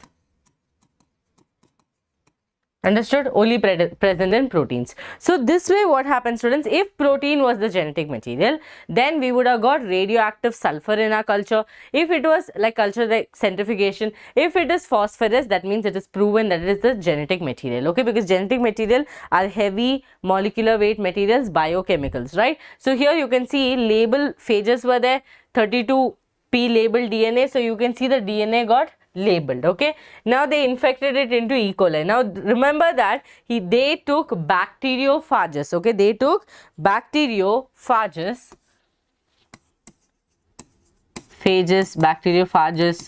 you can tell any of this. They took bacteriophages, that is virus that infects bacteria.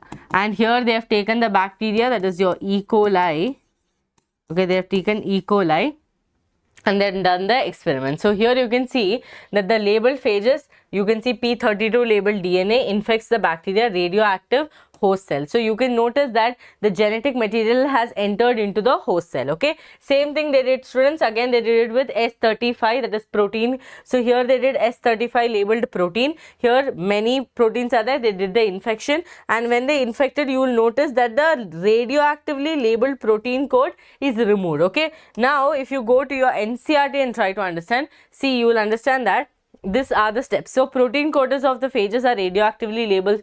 Phages will infect the bacteria with genetic material. No radioactivity enters the cell. Very important to note, in the case of protein, you will notice no radioactivity inside the cell.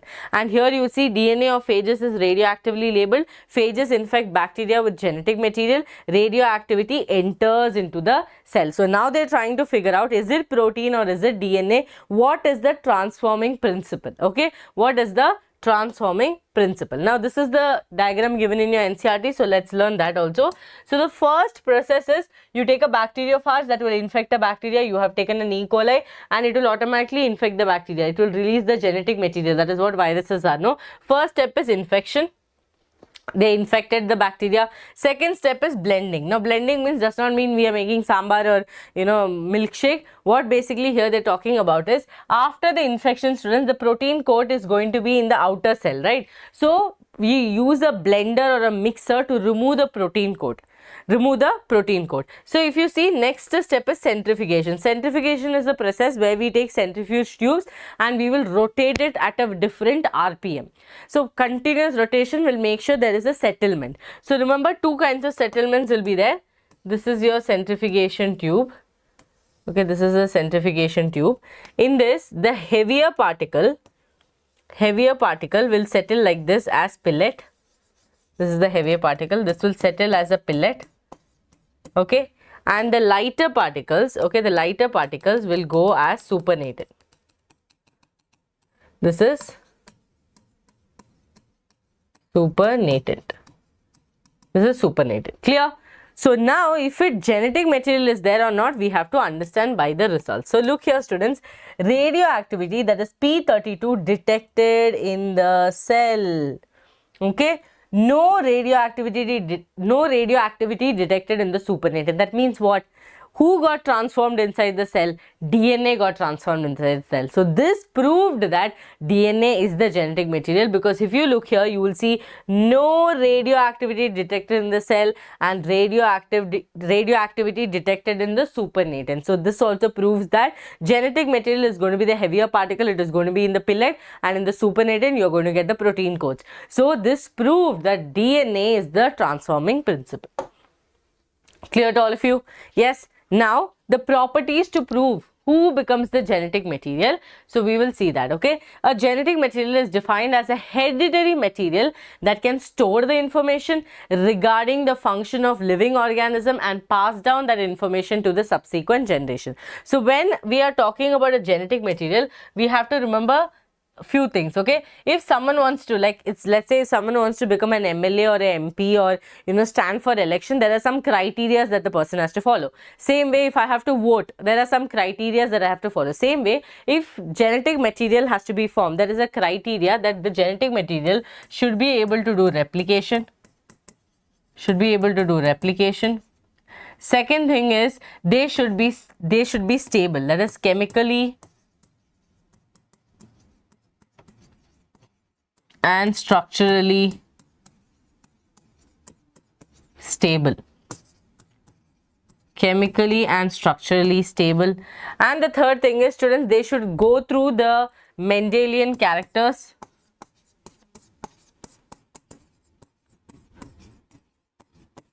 And the last thing is, they should be able to do mutation, but mutation at a slower rate. These are the 4 properties that a genetic material should be able to do. First of all, should be able to do replication. Second of all, it should be chemically and structurally stable. Third, it should go through the Mendelian characters. And fourth, it should be able to do mutation, but at a slower rate.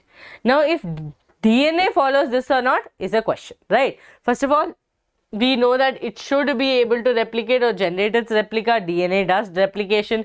Next thing, it should be able to express itself in the form of Mendelian characters. As you can see, father, mother, allele 1, allele 2, we'll be able to understand, no? So here the alleles, you can see it in the children. So they should be able to express themselves in Mendelian characters, like you study in principles of inheritance.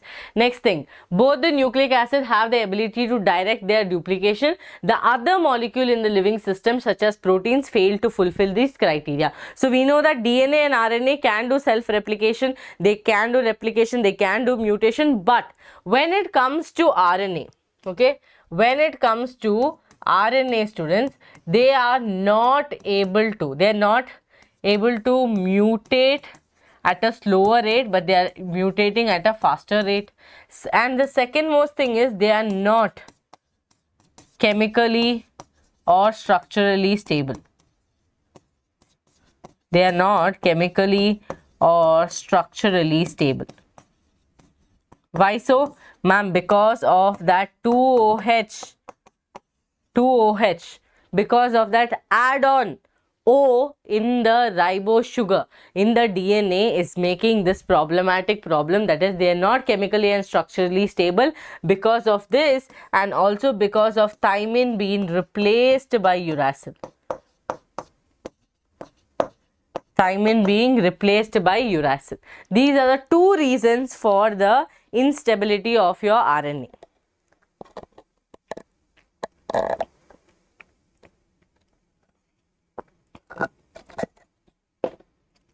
Clear? Okay, yes. Now, the genetic material should be stable enough to change with different stages of life cycle, age, or with the change in the physiology of the organism, right? Now, it is also theorized that DNA may. So now, here, as of now, you understood that there are 4 criteria.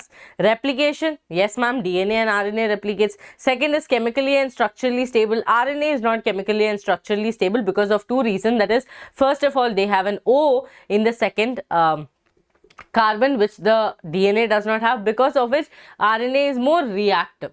Okay. Third thing, mutation should be at a slower rate. Do you want to sleep as a human and wake up as a penguin? Of course not, right? So the third thing is they do not want mutation to happen at a faster rate, but mutation should be at a slower rate. Fourth thing, they should be able to express themselves in Mendelian characters.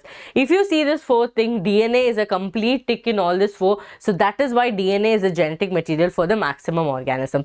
Now you're going to study about DNA replication. How does DNA replicate? Okay. So genetic material should be stable enough not to change with different stages of life cycle, age or changes. Now, talking about replication. It was theorized that DNA may replicate through a semi-conservative mode. What is semi-conservative mode? Just look here, students. You will see these are the parent DNA, okay? This is the parent DNA. Parent DNA is going to act as a template to form the daughter DNA because we need to make replicas. We need to make copies. So, this parent DNA will act as a template to make new daughter DNAs, correct? Now, this parent DNA, you will notice that semi-conservative means, let's say, these are your parent strands. These are your parent strands, okay? I think I should draw it in another place. This chapter is very long, students. There is no, let's use this diagram. Okay, look here, all of you. This is your parent DNA, okay, who is going to act as a template. We separate that strand and we make it separately. Now, what is going to happen? New adding on is going to happen. DNA polymerase, other things, they are going to help in adding the daughter DNA, so forming the new daughter DNAs. If you look here, you will notice that parent, daughter, daughter, parent has become a combination. Instead of what should have happened? Tell me. Parent was there. Okay. Parent got separated to act as a template. Daughter DNAs got formed. Okay. So, let's say here. Daughter DNAs got formed with the help of parent templates. Now, isn't it normal that these two should have gone back together? Parents should have gone back together and daughters should have gone back together because they are obviously complementary, they can go back together. But instead, what did our DNA do? Our DNA replicated in a semi-conservative manner where we have an old strand, these are the old strands, and we have a new strand. That is the daughter DNA. This is called as semi-conservative. Understood? One parent, one daughter. One parent, one daughter. This is the way our DNA will replicate, and that is why we will have one old strand and one newly formed strands. Now, to prove this, students, there was an experiment done by Messelson and Stahl to prove that our DNA replicates in a semi-conservative manner. Let's go through the experiment. They grew E. coli in a medium containing NH4Cl, okay, NH4Cl, where your NH15, okay, N15 is the heavy isotope of nitrogen. They are not radioactive, they are just isotope of nitrogen, okay, as the only source, nitrogen source for many generations. Now, the result was that, so what did they do? They took a Petri plate, okay, they took a Petri plate, they put your N15 NH4Cl into a plate, and obviously, students, both the strands are going to become N15, no? Yes, ma'am. If they stay for many generations in the same, they are both going to become N15. So, let's consider this as the parent according to what I told you. Okay. After some time, students, they took this N15, this strands, and they added it into N14. They added it into N14. Now, what do you think would have happened? Since our DNA replicates in a semi-conservative manner, I am sure that we will get one strand of N15 and one strand of N14. Don't you think? Okay, because from N15 we picked it up and we put it into N14. So, we will get one strand which is N15 and we will get another strand which is N14. This will be called as a hybrid. This is called as a hybrid. Clear? Now let's go back to the experiment to understand. The result was that N15 was incorporated into the newly synthesized DNA as well as other nitrogen containing compounds. This heavy DNA could be distinguished from the normal DNA by centrifugation and cesium chloride. Centrifugation is for us to differentiate the density gradient. Depending on the density, we'll be able to differentiate it. Okay. Now you know that in chemistry, so I'm not going to details. N15 is a heavier isotope of nitrogen as compared to the lighter N14. Therefore, if a mix of N14 and N15 is centrifuged under high speed, the two will form a separate band due to their difference in weight.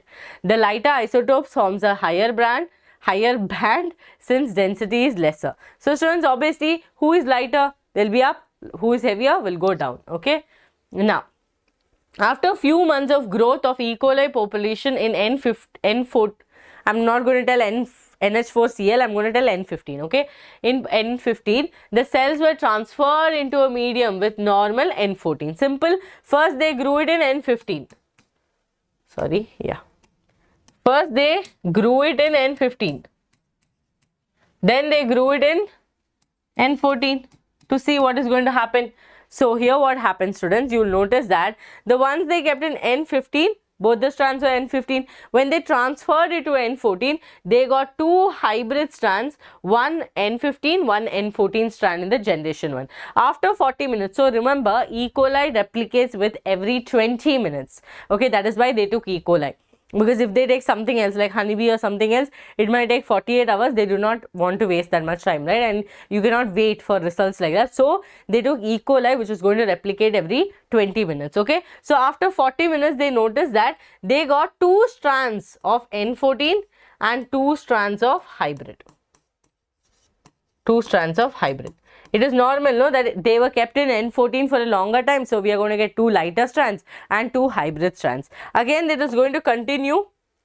Okay, so this is how Messelson and Stahl proved using density gradient centrifugation that DNA replication indeed happens through a semi-conservative mode of replication. So, students, it's very simple. See, let's say this is your N15, okay, N15. First, newly synthesized DNA was incorporated. Then when you go forward, you will dip it in N14. So, you are going to, okay, let's say N14. Okay, you are going to get a strand of N15 plus N14. Okay, N14. Then this is going to happen in the first scenario. We will get one more strand. Okay, hybrid. This is going to be 100% hybrid. In the first generation, you are going to get both hybrid strands. Again, our DNA is going to do semi-conservative replication. In the next generation, you will get 75%, okay, 75% light. Okay, let's start with 50, okay. You will get 50% light and 50% hybrid. Okay, next generation you will get 75% light and 25% hybrid. And in the next generation you will get somewhere 87.5% and 12.5%. You will get this much light and this much hybrid. Clear? So, here what is happening, students, you should understand. To do this calculation, no, you do not need like, rocket science or anything. Just separate the strands. One strand, two strand. I just separated those strands, okay. And here also put 1 and 2. Now, to everything you add N14. See, generation 2 done. 50% hybrid, 50%, light. Again, you separate the strand. How many are there? 1, 2, 3, 4, 5, 6, 7, 8. Okay, 1 orange I drew, 1 more orange I drew. Greens you separate. Okay, 1 of this, 2 of this, 1 of this and 2 of this. I separated. To all of this, you put your N14 because it's going to stay in N14 for a longer time.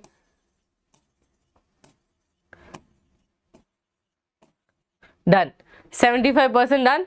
See, Out of 8 copies that you got, 2 are hybrid, rest full are, so 6 out of 2 are light. So that if you convert it to percentage, you will get 75% light and 25% hybrid. Again, you separate those strands and you can do it easily. Okay, this is how you do the calculation of it. Clear to all of you? So here, very similar experiment involving using of radioactive thymidine to detect the distribution of newly synthesized DNA in chromosome was performed on Vinca fabae, okay, or faba beans, okay, these are the faba beans, by Taylor and colleagues in 1958. So they tested it on beans, okay, faba beans, to check how the thymidine, radioactive thymidine, involving radioactive thymidine, to check how the chromosome patterns are there, how the semi-conservative replication happens. So semi-conservative means what? One old strand, one new strand, newly synthesized one, or we can say one parent strand and newly synthesized strand, or we can say parent and daughter, parent and daughter, parent and daughter. This was proven by Messelson and Stahl, and DNA replication happens in a semi-conservative manner. Okay. Now, in eukaryotes, DNA replication takes place in S phase of the cell cycle. During this time, the amount of DNA per cell doubles. If initiation amount of DNA is denoted as 2C, then the increase will be 4C, because obviously daughter DNAs have to be formed, no? So, in the first, let's say 2C were there, it will form 4C, and that will go for the daughter DNAs. Now, students, since I told you about how DNA replication happens, yes ma'am, it happens in a semi-conservative manner. Now we have to learn how is this whole process going to happen. Are there enzymes involved? What is going to be the story? Okay, so these are the enzymes that are involved. That is your helicase, SSBP, topoisomerase, permease, DNA polymerase, and DNA ligase. In this, I am striking out few because I have not seen questions on that for you people. Okay, for the KCET people, SSBP I am cancelling.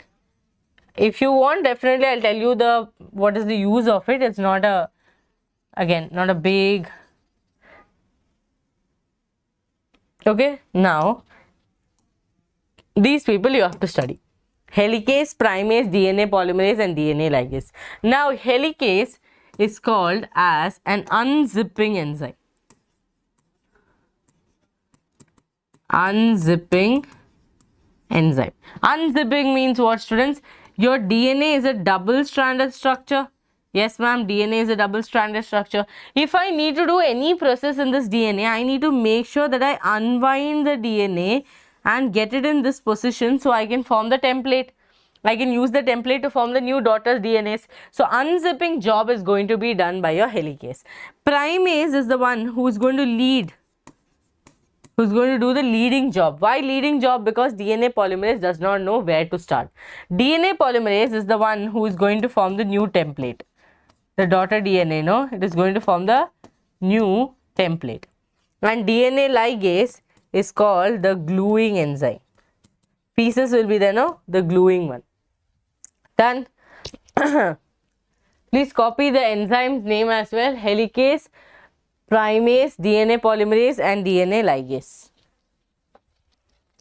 Okay, now moving forward, the main enzyme is referred to as DNA dependent DNA polymerase, since it uses DNA template to catalyze the polymerization of deoxynucleotides to form the new chain. Okay, to form the new daughter DNAs, we are going to take the help of DNA polymerase. Okay, now these enzymes are highly efficient enzymes as they have to catalyze polymerization of numerous nucleotides in a very short period of time. Okay, now not only does this polymerize has to be fast, but they also have to be at high degree of accuracy. So students, it's not, we are not telling something in a very fun way, no? Imagine this is the parent DNA. From parent DNA, the DNA polymerase has to form the daughter DNA with absolute accuracy and at a very faster rate. Okay, very faster rate. So we cannot make any mistakes. Okay, we cannot make any mistake. Now, the two strands of long DNA cannot be separated in its entire length. So what we are going to do, small lengths will be taken. Okay, small length will be taken, students, so that we'll be able to separate them. Now look at this diagram. I'm going to explain with the help of a diagram. Okay. Now when you see here, this is your strand. One is from 5' to 3', one is from 3' to 5', this way also. So if you look here, you will notice that you have your SSB, which I told you, single stranded binding protein. This will actually help to make sure that the proteins, the DNA don't come back together, don't rebound, because they were double helical. No, there are high chances that they will rebound at any point of time. So SSB will make sure that that does not happen. Helicase, as you can see, helicase is unzipping and coming, but you cannot unzip the whole 2.2 meters of DNA. It will be too big, right? So what it will do, it will only unzip a small portion of it. Okay, it will only unzip a small portion, forming a replication fork. This wide structure that you're seeing, no, this one, this is called as the replication fork.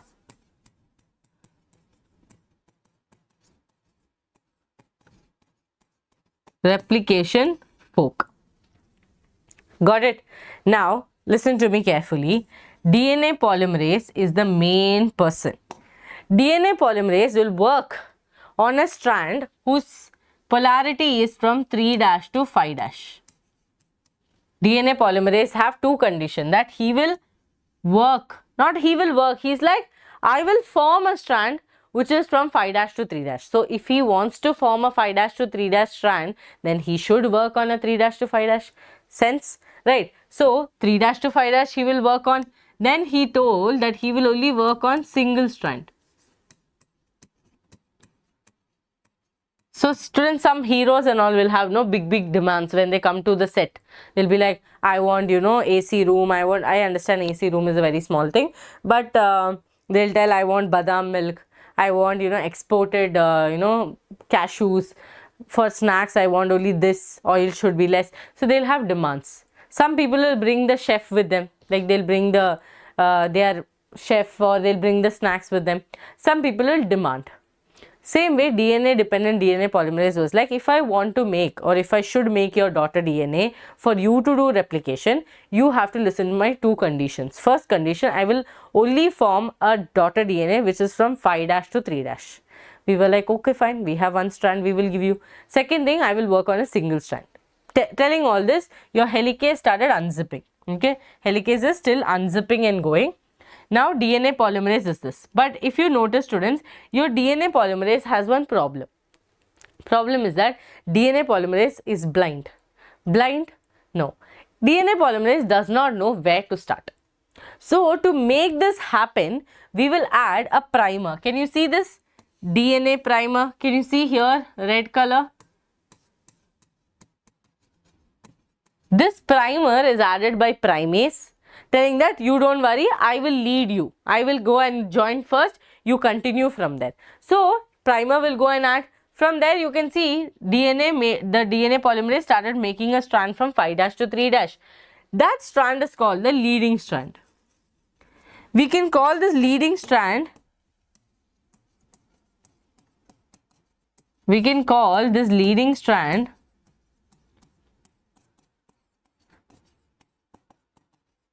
as a continuous strand also, because you can see no problems, it's continuous. Okay, it's continuous. Okay, I think you people can't see the polymerase. No, one second. This is the DNA polymerase. Okay, this is the DNA polymerase. Yes, this is the helicase. This is the helicase. I think now it's visible. Yes, visible now. Yes. So primer did the job of adding leading strand happened. But problem comes here. We have one strand that is from 3' to 5'. Another strand is 5' to 3'. But what is this fellow's condition? That I will work on a strand from 3' to 5' and I will form a new strand which is 5' to 3'. We were like, okay, fine, now what to do? Then primer will be like, don't worry, I will do one thing. I will start adding in a reverse manner. So that DNA polymerase does not get to know that we are doing it in an ulta pattern. So again, students, this is from 3' to 5'. No, this way, reverse. We are supposed to work like this, but this DNA polymerase will not allow. So primer will keep adding, polymerase will keep forming. So this will become a lagging strand. Okay, this will become a lagging strand, or we can call this as a discontinuous strand. As a discontinuous strand. Got it? It will become a discontinuous strand because it is not formed in this way. It is not formed at one shot. It is formed in pieces. Wherever primer adds, for some time it will run. Again primer should add, run. Primer should add, run. So here we are going to get something called as Okazaki fragments. Okazaki fragments. This is after the scientist name Okazaki. Okazaki fragments. These are called fragments. Why? Obviously because they are fragments, no? They are small pieces, no? Primers are adding, polymerase is doing. So they are small fragments which are called as Okazaki fragments. Now, to glue all these fragments together, we will bring our DNA ligase. We will bring DNA ligase who will do the gluing. Who will do the gluing. Clear? DNA ligase will do the gluing job. DNA ligase will be like, I will do, because there are pieces. Can you see pieces are there, incomplete pieces. So there DNA polymerase will add the nucleotide, but we have to do the sticking of this Okazaki fragments. That will be done by DNA ligase. This is all about it, students. This is all about it.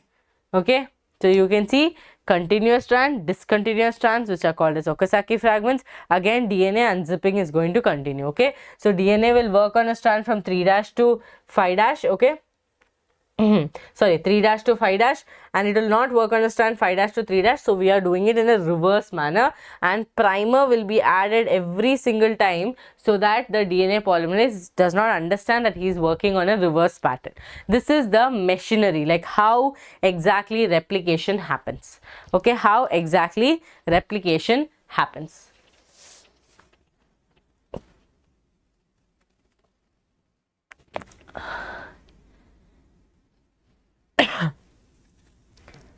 Fine, clear to all of you? Students, please let me know in the comments if you understood everything, okay? And tell me what you need to improve, like the speed and other things.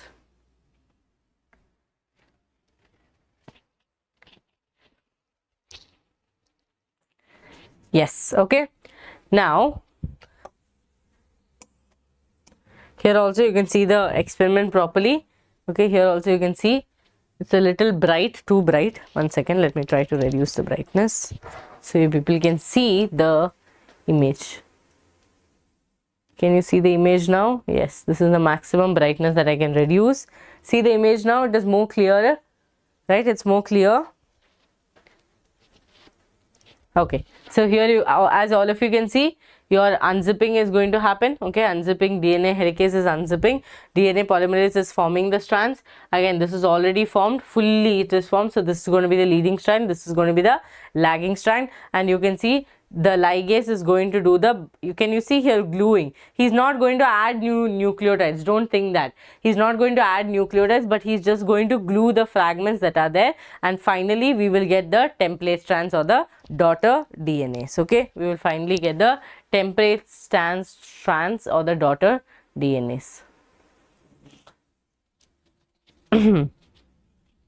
Yes, fine. Okay, now students, we will do the next part which has transcription up to Lacopron, HGP and DNA fingerprinting, because if I do now also, I need another 2 hours to complete this. Okay, 2 to 3 hours to complete, because we have transcription, translation, Lacopron, and we also have gene regulations. As you can see, slides are already ready. All the slides are here. See transcription, you can see transcription, so much is there. Then we have to do translation, then we have to do, replication, then sorry, not replication, we have to do regulation, then we have to do Lacopron. So I will be stopping the class right here up to replication, so that from next class I will do transcription. Okay, so yes students, I hope all of you enjoyed this class. It cannot be concised anymore because I want all of you to understand every single bit of it. If I try to concise it more and try to tell everything in a hurry-burry, yes, you will have a fast track revision of it, but I don't think this is the right time for you to do fast track revision. You have good amount of time with you, right? 5 months you have time. So in that 5 months you should try to learn the concept very well, because I will tell you one thing: if you know the concept really well, you will be able to solve the MCQs. If you know the concepts half and half, in the MCQs also, if you see two options which are in close proximity, or two options which you are confused with, you will never be able to get a 50-50 out of it.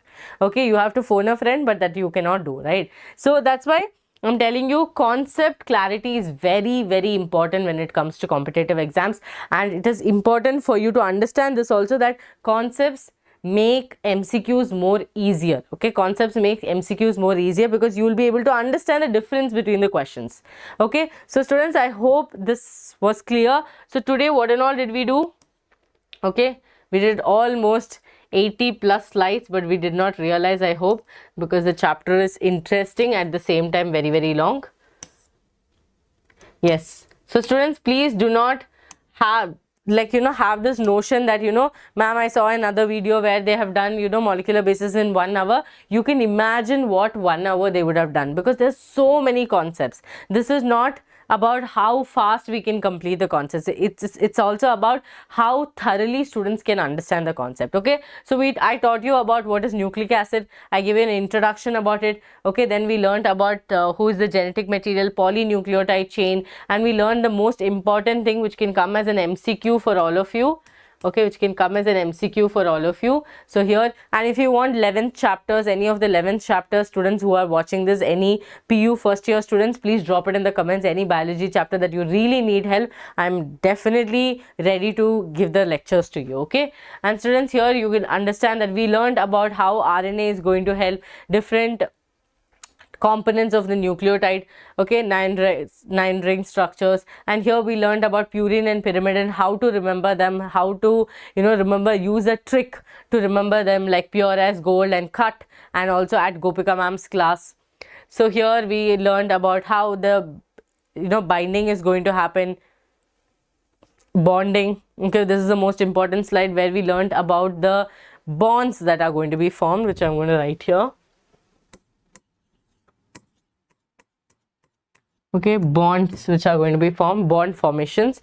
Okay, and we also learned about the different bonds there at a recap. Yes, sugar phosphate you understood, helix structure you understood. You also understood that the Chargaff rule, how they are talking about. I also showed you one problem based on that. Okay, here as you can see, we also learned about pyrimidine, all of that we learned. We learned the salient features of DNA, which is very important. We learned about central dogma.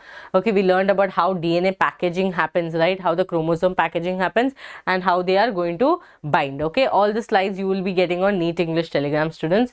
Sorry, not NEET English, KCET boards. Okay, I'm confused with the channels now. This is packaging.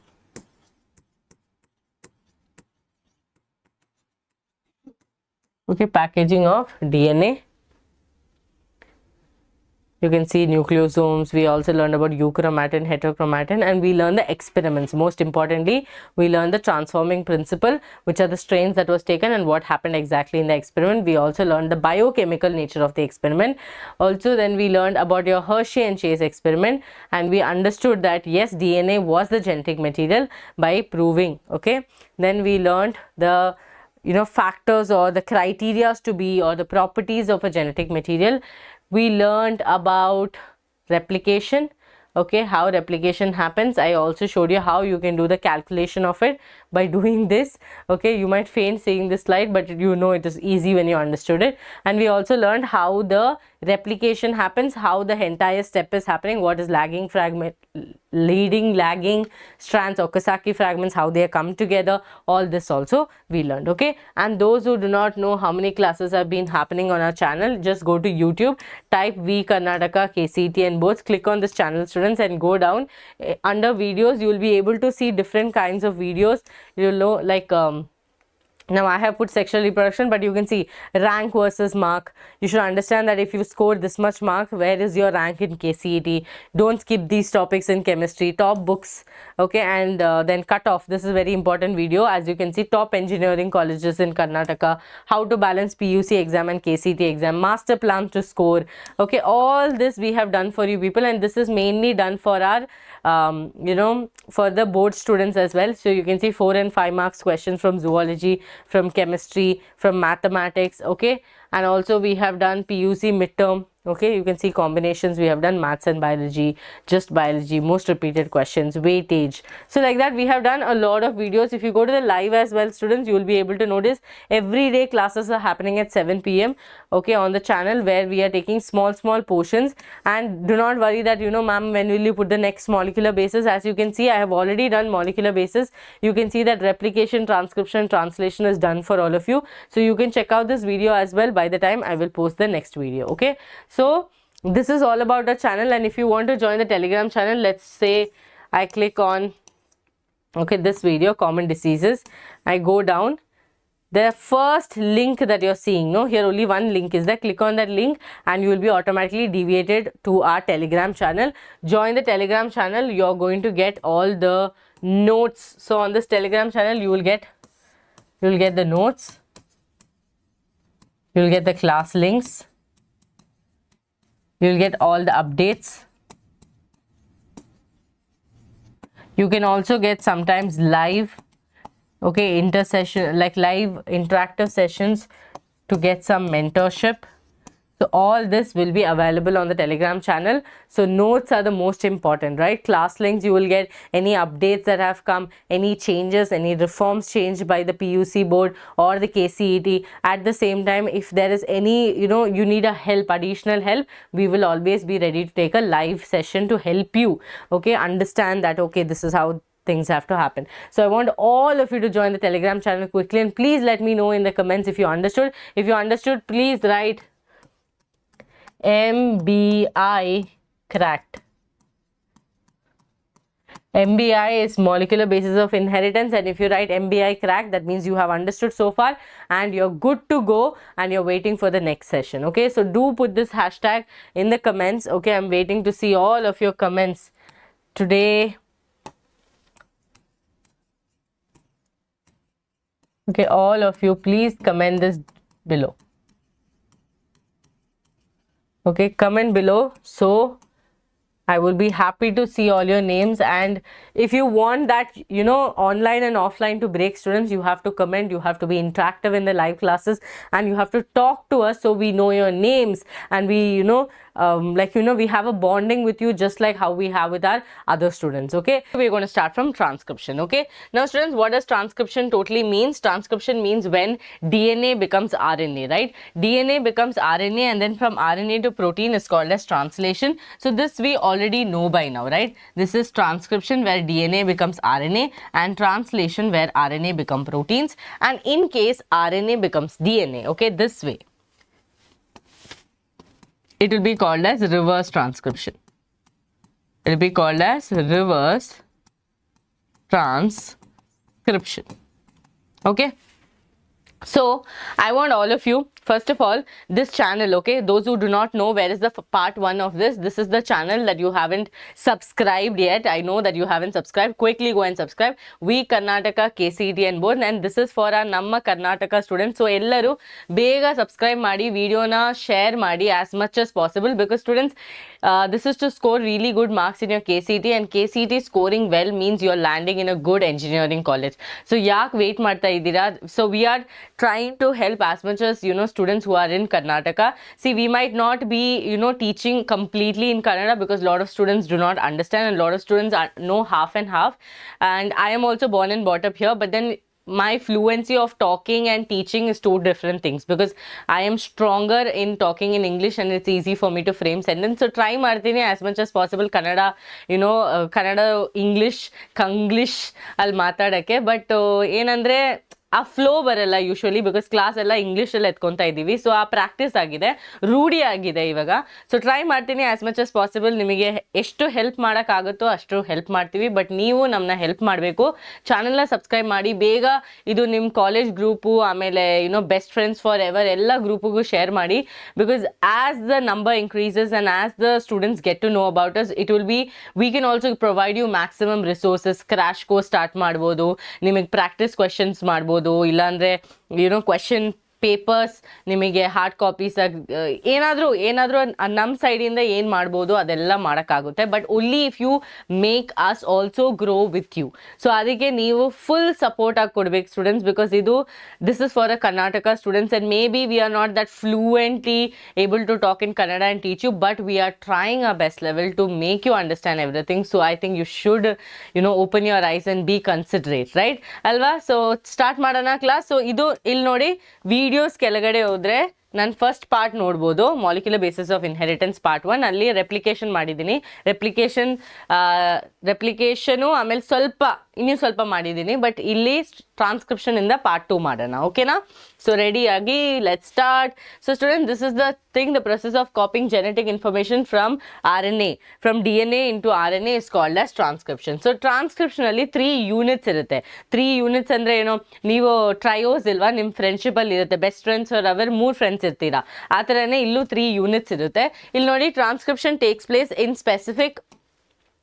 specific segments of the DNA molecule termed as transcriptional unit. A transcription unit is defined primarily by 3 regions in the DNA. So students, full DNA is around 2.2 meters.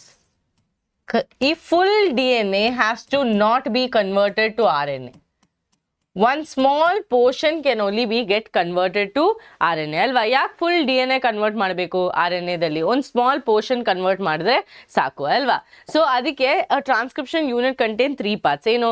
A promoter region, okay, for transcription. Uh structural gene region, ಅಂದರೆ the region which is going to become the mRNA.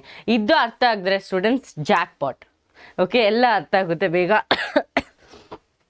Promoter ಅಂದರೆ ಏನು? Reaction initiate ಮಾಡಬೇಕು ಅಲ್ವಾ?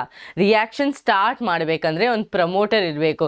ನಾವು running ರೇಸಲ್ಲಿ ಹೋದ ಟೈಮಲ್ಲಿ ಏನು ಮಾಡ್ತಾರೆ ಅವರು, on your mark get set go, ಇಲ್ಲಾಂದರೆ 1 2 3 ಗೋ ಆ ಥರ ಹೇಳ್ತಾರಲ್ವಾ? So what is that is the initiation, starting, telling that you have to start your race now. So same thing happens here also. Uh promoter means for transcriptional initiation uh structural gene which gets transcribed. A terminator means the one who is going to terminate the reaction. These 3 units are going to make your transcription unit. Please do understand that DNA, when we are talking about DNA to RNA, we are only taking one strand of DNA, because students, 2 strands of DNA, if they form mRNA, they will form 2 mRNA. These 2 mRNA will be complementary to each other, and when they have to code for protein, it will not be possible. Okay, when they code for protein, it will not be possible. So that's why we will only take one strand of DNA and let the transcription happen. Now, since 2 strands have opposite polarity and the DNA dependent RNA polymerase also catalyzes polymerization in one direction, that is 5' to 3', and the strand that has polarity 3' to 5' acts as a template. So students, just like our DNA polymerase also, here also this fellow will be like, I will form a strand which is from 5' to 3', so I will work on a strand which is from 3' to 5'. ಅರ್ಥ ಆಯ್ತಾ? So ಈ line NCERTದಲ್ಲಿ clear ಆಗಿ ಕೊಟ್ಟಿಲ್ಲ. So ಅದಕ್ಕೆ most of the ಸ್ಟೂಡೆಂಟ್ಸ್ಗೆ confusion ಇರುತ್ತೆ. Ma'am 5' to 3' is it going to work or 3' to 5'? Try to understand, it will work on a stand. ಅಂದರೆ ನಾನು ವರ್ಕ್ ಮಾಡ್ತೀನಿ from 3 o'clock to 5 o'clock. Okay, 3 o'clock to 5 o'clock. My results or the product I am going to give will be from 5 to 3. ಅರ್ಥ ಆಯ್ತಾ? ನಾನು work ಮಾಡ್ತೀನಿ 3 to 5. The product I am going to give is going to be 5 to 3. Okay, 5 to 3. So same thing. Since 2 strands have opposite polarity and the DNA dependent RNA polymerase also catalyzes polymerization in one direction, 5' to 3', the strand has polarity 3' to 5', acts as a template, and it is also referred to as template strand. So this is template strand, 3' to 5', this is the template strand, nodi, and here it is 5' to 3'. Okay, so this is the template strand, and this is going to be the coding strand. This is going to be the coding strand. Okay, so if you look at the arrow mark, you will notice that it is from 5' to 3' and 5 here. This is from 3' to 5'. Okay, so this don't get confused. Understand, this becomes the template strand. this becomes the template strand, this becomes the structural gene region which is going to form mRNA, and this becomes the coding strand. Okay, this becomes the coding strand. Now, the other strand which has the polarity 5' to 3' and the sequence same as RNA expected at the place of uracil, thymine will be there. It is displaced, okay, during transcription. So, students, the strand which is going to work, that means RNA polymerase is going to work. Why? Because we have to form mRNA. RNA polymerase is going to work. He is going to work on a strand from 3' to 5'. Okay, so I will call this strand as the coding strand. So the strand who is there opposite to that? Ma'am, who is opposite means what? 5' to 3' will be opposite. This fellow will be called as the coding strand. This fellow will be called as the coding strand. Clear? So this is what they are trying to say here. Now, the promoter is a region on the DNA molecule to which an RNA polymerase binds and initiates the reaction. From the term promoter itself, what do you understand? He is going to start the reaction. He is going to initiate the reaction. So students, 3 processes are there and 3 units are there. Okay, I will write it here only. See, the process that happens in the promoter region is going to be called as initiation. And what is going to happen in the structural gene region will be called as elongation. And what is going to happen in the terminator region is going to be called as termination. So initiation and elongation and termination. Okay. Yes, ma'am. Okay. So 3 processes. So here they are telling the promoter is a region. Promoter is a region on the DNA molecule to which an RNA polymerase binds and initiates transcription. The promoter is said to be located in the 5' end, that is in the 5' end upstream of the structural gene. The reference is made with the respect of the polarity of the coding strand. So students, here look here. According to coding strand polarity, they are telling it is in the upstream. So 5' is here. ನೋಡಿದು ಸ್ವಲ್ಪ mathematics ತರ ಇರುತ್ತೆ, like trigonometry ತರ. So try to understand. ನೋಡಿ, ಅವರು coding strand basis ಅಲ್ಲಿ upstream downstream ಹೇಳಿದ್ದಾರೆ. Coding strand ಅಲ್ಲಿ ಇದು 5' ಅಲ್ವಾ, so this is going to be the upstream. Coding strand ಅಲ್ಲಿ 3' ಅಲ್ವಾ, ಇದು ಡೌನ್ ಸ್ಟ್ರೀಮ್. ಅಷ್ಟೇ, ಸಿಂಪಲ್ ಮ್ಯಾಥಮ್ಯಾಟಿಕ್ಸ್. ಓಕೆ, ಕಾಂಪ್ಲಿಕೇಟ್ ಮಾಡಬೇಡಿ. Yes, now here promoter is a DNA sequence that provides a binding site for RNA polymerase, and it is the presence of a promoter in the transcription unit that also defines the template and the coding strand. So students, here the process is very simple. Promoter helped in initiation of the reaction. Now what is going to happen? RNA polymerase will go to the structural gene region and he will start transcription. He will transcribe and he will form the newly formed mRNA. Okay, and then this RNA polymerase does not know when to stop, so he will keep going, and then terminator will be like hello, stop. How traffic police tells us, no, stop, he will tell us to stop. Okay, the terminator is located towards the 3' end of the downstream of the coding strand, and it usually defines the end of the process of transcription. Clear? End of the process of transcription. One second, I will use the remote. Yeah. Now a gene. Now what is a gene? So in your NCERT, there's a flow of how this whole thing goes, where they tell about transcription, then they tell you about monocystonic and polycystonic. So many students don't understand that, so we are going to learn that. Okay, so look here, a gene is defined as a functional unit of inheritance. That means students, let's say in simple words, if I have to tell, this is your DNA. Okay, on the DNA there is a small portion or a small segment that can code for protein. Okay, a small segment that can code for protein. That small segment is called as a gene. Okay, that small segment is called as a gene. Clear?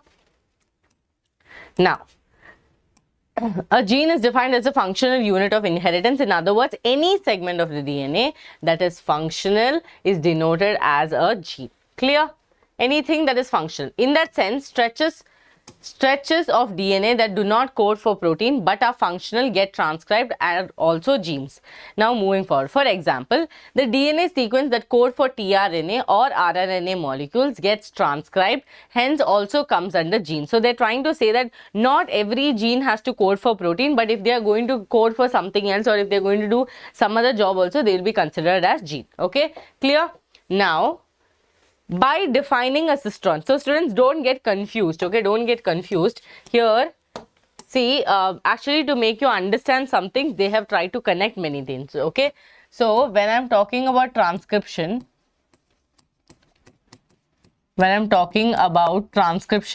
you remember these things, okay. Promoter region is there, okay, promoter, structural gene, and terminator.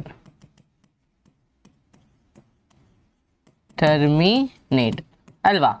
So here I already told you the processes that is going to happen in each of this thing is, here initiation will happen, okay, here elongation will happen, and here termination will happen. Okay, this is what is happening. Now who is going to do the entire transcription? Transcription is going to be done by DNA dependent RNA polymerase, okay, DNA dependent RNA polymerase. This fellow will come, okay, and he will bind. Promoter will tell you please continue. It will go to structural gene, form the mRNA, and it will get terminated. But now students, remember, in the promoter region there is a factor called the sigma factor. What factor? Sigma factor. This sigma factor plus RNA polymerase only can continue the initiation. These two should become a combo. Okay, then elongation will happen, no problem. In the terminator region, there is another factor called the rho factor. Rho factor plus RNA polymerase will terminate the reaction. This is exactly what happens in transcription. Now, the newly formed mRNA, the newly formed mRNA that we got could be a split gene. Could be a split gene means what? That is, they have some sequence which are going to code and there are some sequence which do not code, okay. Let's say on this white I am drawing some green, no? Okay, this is the green. This is the green. So these regions, let's say the green is not visible. Huh? Red should be visible, students. Okay, this red region on the gene, imagine this is the region that will code, okay, that will code for a protein. So that is called as your exons, okay, or let's keep white only, students, because white is easier for us to remove and there are more portions. The region that is going to code is called as exons, and the red color region, okay, red indicates, you know, bad people, no, like that only. The red indicates introns which are not going to code. Introns which are non-coding sequence. Okay, they are NC, that is non-coding. Now, I don't want NC. Why do I need NC? I need to make sure that I'm going to get protein. What will I do with NC? Right. So here they are telling about that. Before that, let me show you this one diagram to make you understand that. I think, one second, students, let me just check. Yes, this is your transcription, okay, in your NCERT it is given. Look at this diagram and try to understand. See, students, here promoter region is there, RNA polymerase is there. RNA polymerase will combine with sigma factor and it will start the initiation, okay. Then it will go till the second portion where the structural gene is there, and they will do the elongation. New mRNA will be formed, okay. Termination, what do you see? Can you see RNA polymerase with rho factor will terminate the reaction? This is all about transcription. 3 units. What is transcription unit? Promoter, structure gene and terminator. What are the processes that happens? Initiation, elongation and termination, okay. And this is exactly what happened. 2 factors are there, sigma factor and rho factor. Ashte ಏನು tension ಹೊಡಿಬೇಡಿ, simple ಆಗಿದೆ ಅಲ್ವಾ. So here then in between they have explained about cistrons. Okay, they have explained about cistrons. So students, in the NCERT also it is little here and there. So we have to pick and study. Okay. Now, see, cistron means again a small segment of the DNA which is able to code. Now, there are two types of cistrons, monocistronic and poly. Mono means single. So here, monocistronic means it is found in eukaryotes. Mono means single. Okay. And it is there in eukaryotes. Okay. What does that mean? That means we can only code for one protein at a time. Okay. One DNA, one protein. Single translational start site.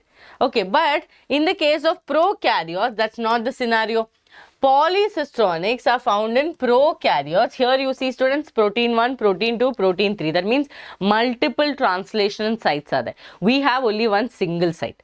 Only single translation site. So that's why we do not take both the strands of DNA, both the strands of mRNA and do anything. We take one strand, one thing, one protein. Because we have only one translational site. So we will stick on to that. So monocistronic is seen in eukaryotes. Polycistronic is pro. PP you remember. Okay, PP you remember.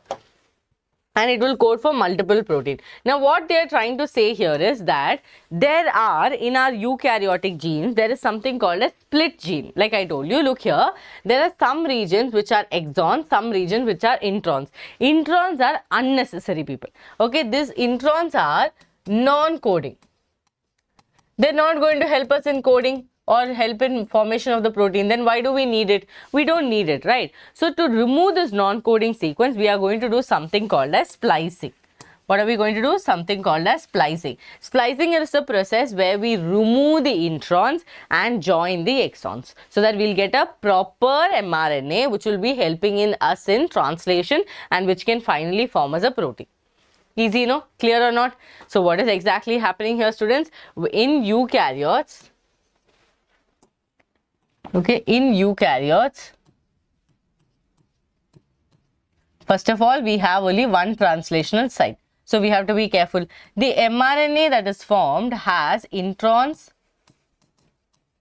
plus exons.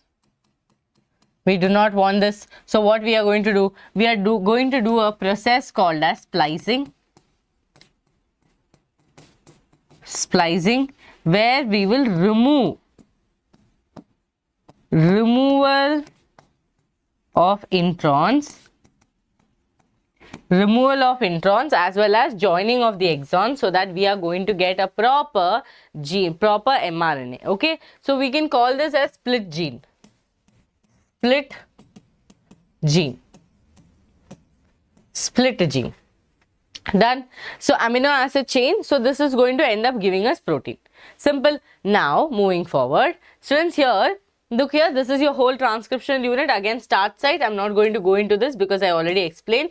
Now I have to teach you more about this. Yes, here we go. So these are the three processes. Like I told you, initiation, okay, initiation, elongation and termination. Okay, remember, a small region on the DNA which is going to form as the mRNA is called as the structural gene region. Okay, now moving forward, this is the process. As you understood, promoter is there, sigma factor is there, initiation will happen, RNA polymerase, DNA dependent RNA polymerase, because we are working on DNA. If you are not DNA dependent, then on whom will you be dependent, right? So it is DNA dependent RNA polymerase. Okay, now elongation is going to happen, students, where we are going to get our mRNA.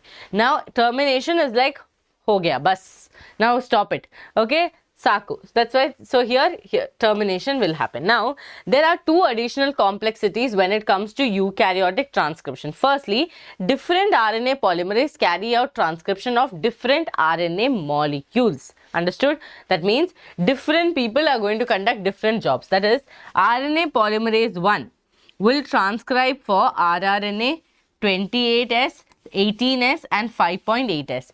You do not have to remember these numbers, but you have to remember whom is it going to transcribe for. So remember like this, R, M, T, and what are the orders? 1, 2 and 3.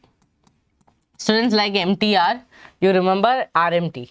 Okay, R for, that is polymerase, RNA polymerase 1, RNA polymerase 2, RNA polymerase 3. RNA polymerase 1 will transcribe for rRNA. RNA polymerase 2 will transcribe for mRNA. RNA polymerase 3 will transcribe for tRNA. Clear? Yes or no? RMT 1, 2, 3. RNA polymerase 1 will transcribe for rRNA, RNA polymerase 2 will transcribe for mRNA, RNA polymerase 3 will transcribe for tRNA. Just like MTR, remember RMT. Okay, remember RMT. So here you can see RNA polymerase 2 will transcribe for heterogeneous nuclear RNA or HNRNA, precursor of mRNA. Just remember mRNA, no problem. Okay, here RNA polymerase 3 transcribes for tRNA, sRNA, 5S RNA and snRNA. So here you can tell this. Clear? Fine. So this is your, that is, understand different RNA polymerase will work on different RNAs. Okay, RNA, depending on which RNA it's going to transcribe, they are going to be different.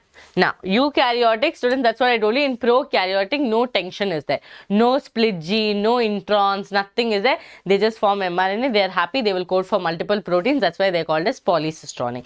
But in eukaryotes, since we are very complex, our body also is complex, our genetics also is complex. Here, look here. Secondly, the primary transcripts contain both the exons and introns and are non-functional. Introns are removed.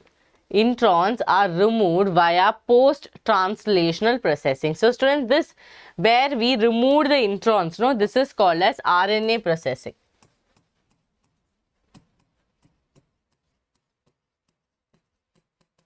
Students, I have a complaint that none of you are commenting or liking the video. Students, what is the Guru Dakshina that you give me for standing and teaching here? You don't give me anything, no? The only thing that you can give me is some love, some likes and some comments telling that yes ma'am, we are with you, you are teaching like this, we enjoy it, we understand it. Normally, ನೀವು ಕಾಲೇಜಲ್ಲಿ ಹೋಗೋ ಟೈಮಲ್ಲಿ ಒಂದು fees ಕೊಡ್ತೀರಾ ಅಲ್ಲ, ಯೂಟ್ಯೂಬಲ್ಲಿ ಎಲ್ಲ ಫ್ರೀಯಾಗಿ ಅವೈಲಬಿಲಿಟಿ ಇದೆ, ಜಸ್ಟ್ ಓಪನ್ ಮಾಡಬೇಕು, ವಾಚ್ ಮಾಡಬೇಕು, ಆ್ಯಡ್ಸ್ ಪ್ಲೇ ಆಗುತ್ತೆ ಅಷ್ಟೇ ಅಲ್ವಾ. ನೀವು ನಮ್ಗೆ ಕೊಡೋ ಗುರುದಕ್ಷಿಣ ಅಂದರೆ ನೀವು ಕಮೆಂಟ್ ಮಾಡೋದು, ನಿಮ್ಮ ಸ್ನೇಹ ತೋರಿಸೋದು, ನಿಮ್ಮ what your feelings you try to show it to us through our comments or likes. That's the only way you can actually show us how much you love us and how much you are enjoying our classes, right? So ನೀವು ಅದು ಮಾಡಬೇಕಂತ ಒಂದು duty ಥರ ತಿರ್ಕೊಂಬೇಡಿ, ಅದೊಂಥರ what is that, oh ma'am is here ನಾ, Gopika ma'am is here. We will show her that what we are, how much love we have for her. So, Atharamadi students, see, I might not be very fluent in Kannada because I'm here for past 20 years, but that fluency does not come because I do not talk this language at home, okay? And I do not talk this language very oftenly, so that's why I might not be very fluent, but I will try as much as possible to talk to you people and learn as much as possible from you people. So please forgive kuti grammatical mistakes, because who's perfect? Like, you people are not perfect in biology, I'm not perfect in the language, so we will help each other, right? So yes, we are going to do mutualism. So students, yes, so if you have reached up to this part of the video, then you're definitely going to watch this and also comment. Those who haven't reached up to this video, they are never going to know that this conversation happened in the live. Yes, so students, here, look here, there is something called as I told you, removal of introns is called splicing.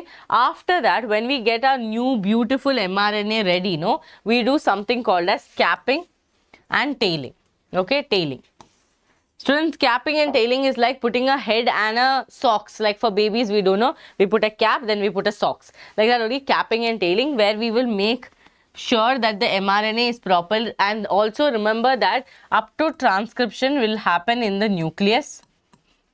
After that, it will go to the cytoplasm. So when we are sending our kids, okay, now you people don't have kids, you are kids. So when you people are going somewhere, what does your mother tell when you were small? Get ready neatly and go. Okay, don't eat anything from there, don't touch anything from there, make sure that you behave your best. And all this they used to tell, like, don't make sound, don't make any, jagla madbedi, all that she would have told you. What does it mean? That is because she's sending you from home to some other place. So when the mRNA is going from the nucleus to the cytoplasm, aren't we supposed to make sure that the mRNA is protected from both the ends? So like that, we do something called as capping and tailing. Now, an MCQ question that can come for you in KCET is that capping is done with what and tailing is done with what? Students, capping is done with methyl guanosine triphosphate. Triphosphate. That is what you see here, GPPP. Triphosphate means 3 phosphates are there. I taught you this also. Nucleoside, triphosphate, diphosphate, monophosphate, biphosphate, monophosphate. So here PPP means triphosphate, okay? And tailing is done by poly-A tail. Remember it as it is, that is polyadenylation. Just remember, tailing is done with poly-A tail, capping is done with methyl guanosine triphosphate. So this is how now we are sending this mRNA to cytoplasm. Why? So that it can make proteins, okay? It can make proteins. Clear to all of you? Now, one very common question that keeps coming for your KCET is, talk about tRNA. Okay, I think KCET people love tRNA. See, there are all 3 RNAs are needed to synthesize a protein in a cell. Let's see which are there. Messenger RNA containing 2 to 5% of RNA content of the cell. During polypeptide synthesis, a ribosome molecule can scan the bases on the mRNA. mRNA acts as a template during translation. So, students, look here. This is your mRNA. Can you see the mRNA in the diagram? This is the smaller subunit. This is the larger subunit. This ribosome, what it does is, let's say on this remote, okay, on this remote something is written. Even you people can't see, even I can't see, okay. Something is written. I want to read this. So for that, I'm going to use a reading glass and I'm going to read it, okay. Or I'm going to use my phone camera and ask them to magnify it, and so I can read it. Now that is the tool that I'm using. No. Let's consider this as mRNA, this remote as mRNA. If this remote is the mRNA, then there are 2 units which are going to help us read what is written on mRNA. Then only I can form proteins. So for that, I'm going to take the help of a tRNA. Okay, I'm going to take a help of a tRNA. With the tRNA, I'm going to take help of these 2 ribosome units. This together is going to act like my reading glasses so that they can read what is on the mRNA and form accordingly proteins. Okay, clear or not? So this is your very, very important thing, students. Remember, your tRNA plus ribosome will together read the mRNA. Okay, and I've seen lot of questions on tRNA in your KCET. Clear to all of you? Yes or no? Okay, moving forward.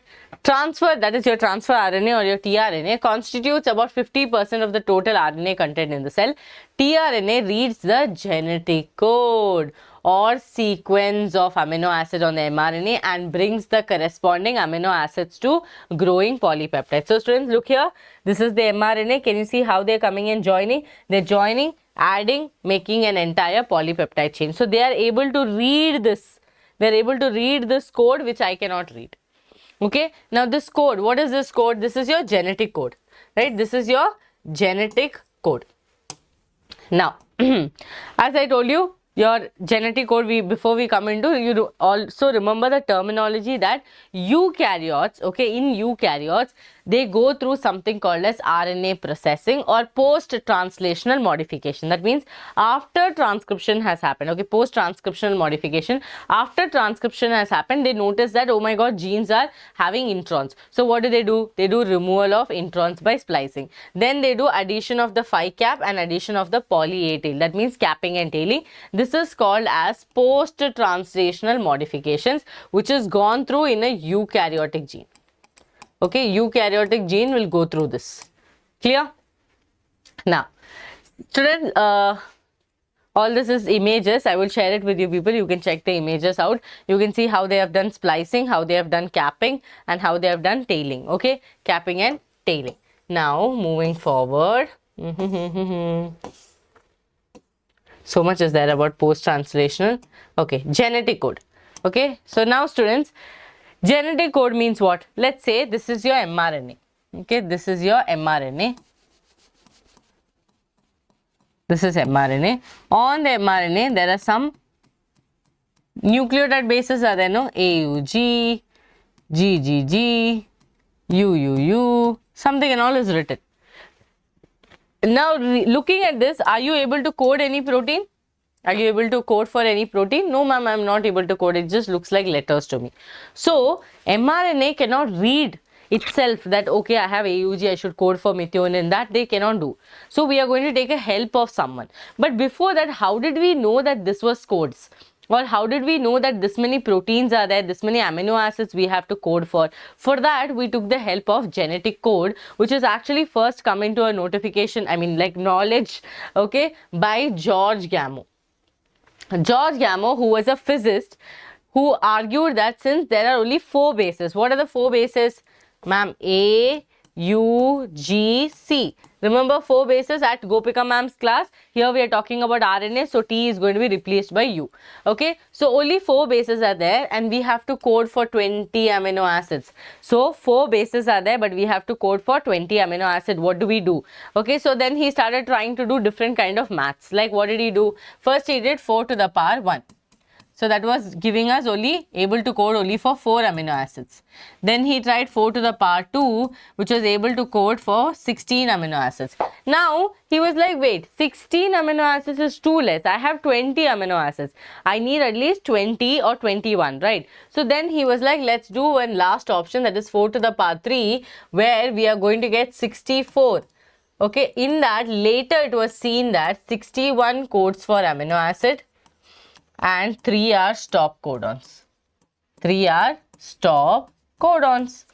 So this was right. Okay, so look here. With 4 bases, a number of triplet base combination can be formed. If neither of the 4 bases can be put in each position of the triplet base combination, then the number of combinations would be 4 to the power 3, that is 64. This was very bold proposition because a permutation combination of 4 to the power 3 would generate 64 codons, generating many more codons than we required. How much we needed? We needed only 20. We had only 20 amino acids, right? That means we just need 20 codons, but we ended up making 64, and later we got to know that actually 61 can code for amino acid and 3 of them are stop codons. Okay, clear? So Severo-Ojo enzyme was also helpful in polymerizing RNA with defined sequence in a template independent manner. So students, finally a checkerboard was made. This is actually there after the genetic code. There's a small 2-3 lines talking about this. Okay, now but I have not seen much questions on that, so you can relax. Students, this is the checkerboard. How did this whole thing happen? Look carefully to me. All of you know Punnett square from Principles of Inheritance. Look here, U, U, C, A, G. This is our codons. This is our basis. 4 bases, we have to make 64. Now look here, U, U, U, U, U, U, C, can you see? U, U, A, U, U, G. You do not have to study this, but you have to know how they are formed. Okay, so understand first position, second position, third position. With a combination of 3 positions, we are making these codons. Okay, we are making these codons. Okay, now students, these codons are present on the mRNA. Depending on whichever amino acid, how the nucleotides are based, someone should be there to read and tell, no, yes, we have to join this amino acid. Yes, we have to bring this amino acid in place. Okay, for that, they did this checkerboard. Okay, now there are some salient features of genetic code which are very, very important for all of you. Let's see which are there. The codon is triplet. One second. The codon is triplet. 61. Yes. The codon, okay, the codon is triplet. Triplet means what? AUG, UCA, UGA, always in triples.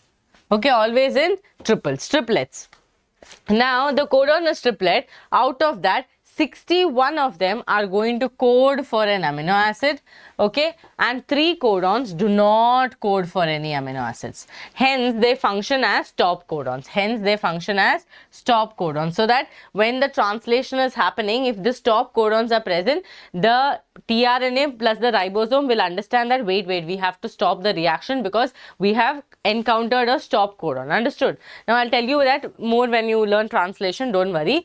Non-ambiguous, that means one codon codes for only one amino acid, hence it is unambiguous and specific. Okay, so here the one codon that codes for one amino acid, that means let's say if AUG is coding for methionine, it will always code for methionine. Okay, now degeneracy, students, some amino acids are coded by more than one codon. That is, let's say serine is there, it will be coded by UAG, it is coded by UAC, it is coded by, I'm just writing randomly, okay, UCC. So that means what? One amino acid can be coded by multiple codons, okay, that's why we have 64 of them, no, in that 61 are coding. So that's this property is called as degeneracy. And let me give you all a disclaimer, if you're studying this chapter for the first time, it's going to be difficult for you to understand, no doubt in that, but see, I will try as much as possible to break it down. But if you are studying it for third or fourth time, this will be more than enough for you, okay? Yes, so students, degeneracy, that means some amino acids are coded by more than one codon. And if you all go to the channel again, okay, if you go to the channel, students, if you go to shorts and if you go down this way, you will be able to see one short called as genetic code triplet. This 1 minute short is enough for you to understand the entire genetic code, because if you click on this and you will see proper editing, okay, how it is done, the whole editing, you will see George Gamow, what he told, okay, what is happening. So you can see here what was see, nitrogenous bases are AUG, and then how they were going to code for 4 amino acids, okay. Then he tried different combinations like 4 to the power 2, 4 to the power 3, and then finally he came. So this is a beautiful way of understanding, because editing is there and it is easier for a student to understand editing than, you know, teacher talking. So look here, this is how the different codons were, understood? Then it was, you know, because it was a thing that he did, but later it was proved right, okay. So here he understood that 61 will code for amino acids and 3 are going to be stop codons. Now this is the important part. One amino acid can be coded by 3 different or 4 different codons, okay. This is the property of degeneracy. So everything is there on channel. All that you have to do is you have to wide open your eyes and see it and appreciate it, okay. Now contagious, the contiguous, that means the codons will be read in a continuous fashion. Like if I say AUG, UUU, UCA, I will not read it like AUG, comma, UUU, comma, UCA, comma. No, I will read it continuously. Okay, this is the third salient feature. No punctuation. Universal, the genetic code is same across the species with rare exceptions. That means, let's say UUU codes for phenylalanine.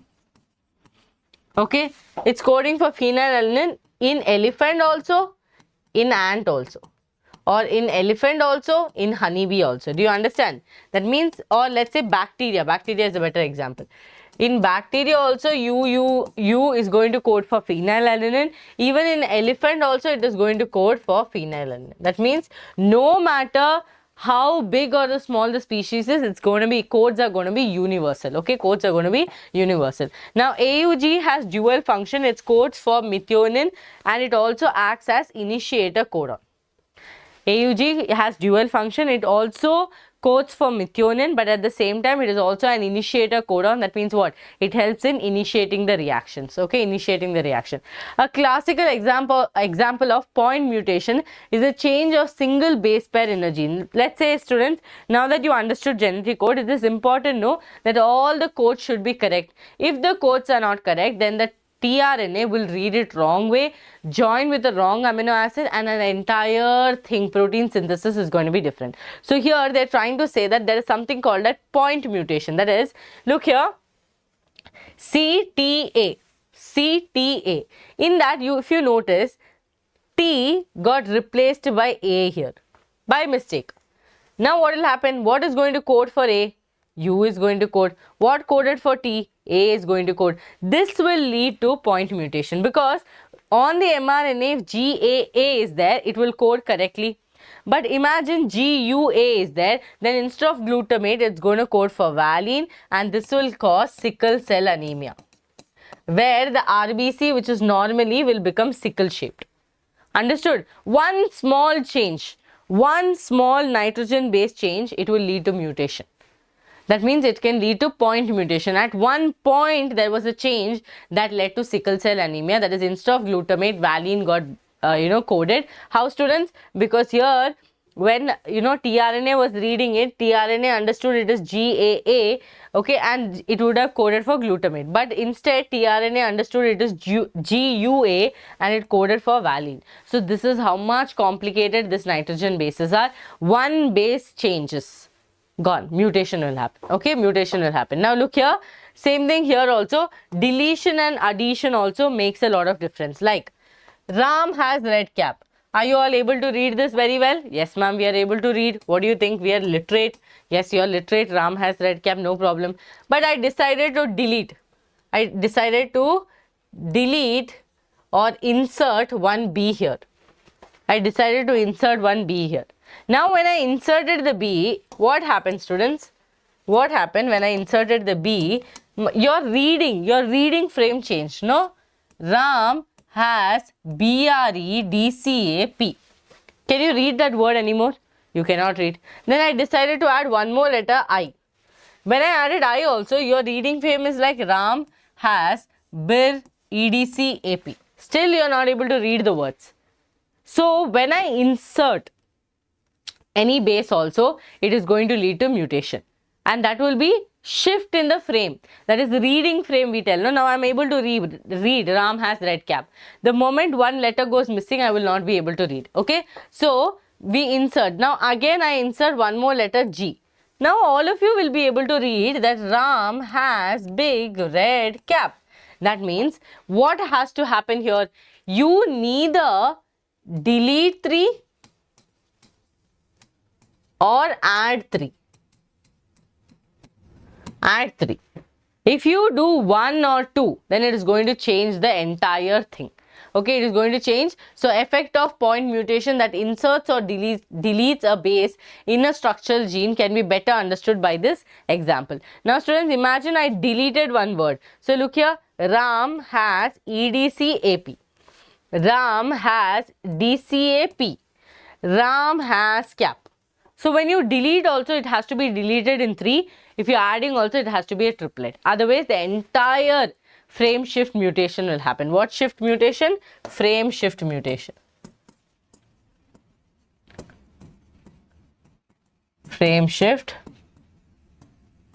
mutation. Clear? A small change, entire frame shift mutation will happen. Fine.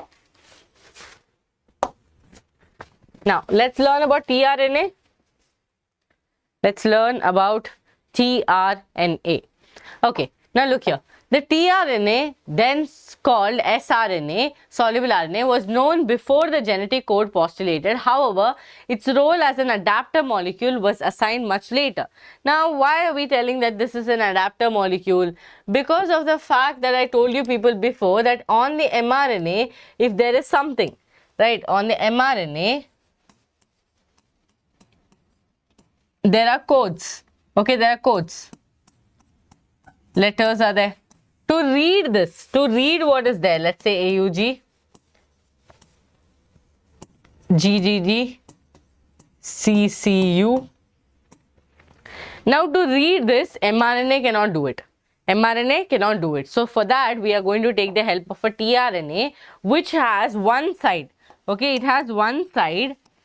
What does it have one side? It has an anti-codon loop. Anti-codon loop. And on the other side, it has an amino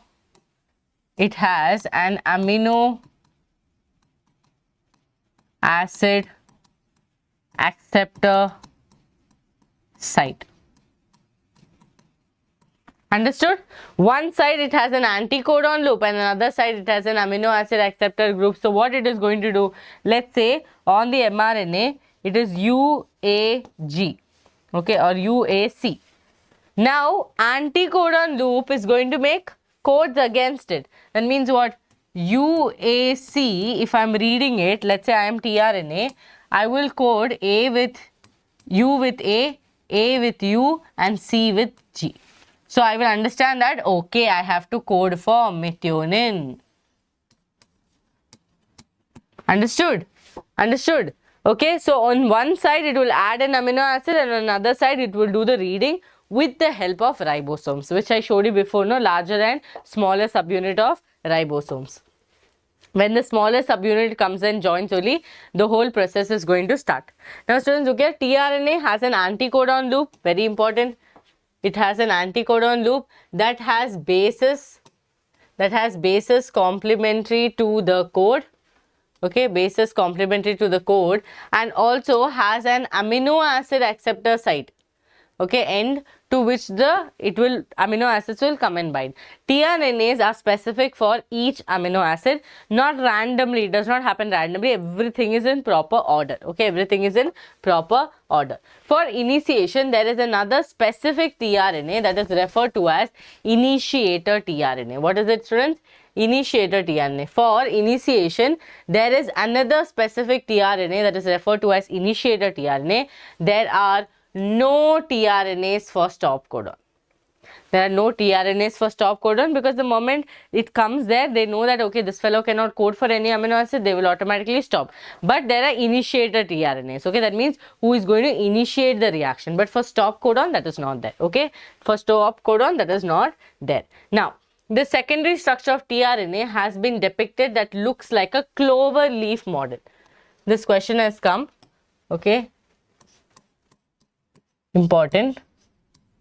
How does tRNA look like? It looks like a clover leaf model. Okay, look at the tRNA there. Look at here. It looks like one loop is here, one loop is here, one loop is here, and one is there. So it is called T loop, D loop, and anticodon loop. You only have to remember anticodon loop and amino acid acceptor site. Okay, some process happens, students, like where an enzyme will come, charging of tRNA will happen. So you know, in translation they have given charging of tRNA and amino acylation of tRNA. That two words, if you can remember, well and good. Okay, clover leaf model. Now, translation of protein synthesis involves 3 steps. Okay, so we have slowly understood how tRNA is going to work. Like there is an anticodon loop, it will read the code on the mRNA, it will form codons against it, and then amino acids will come and bind. Now let's learn what is translation. Translation means what? Protein to, that is from RNA to protein, is called as translation. Clear? Yes or no?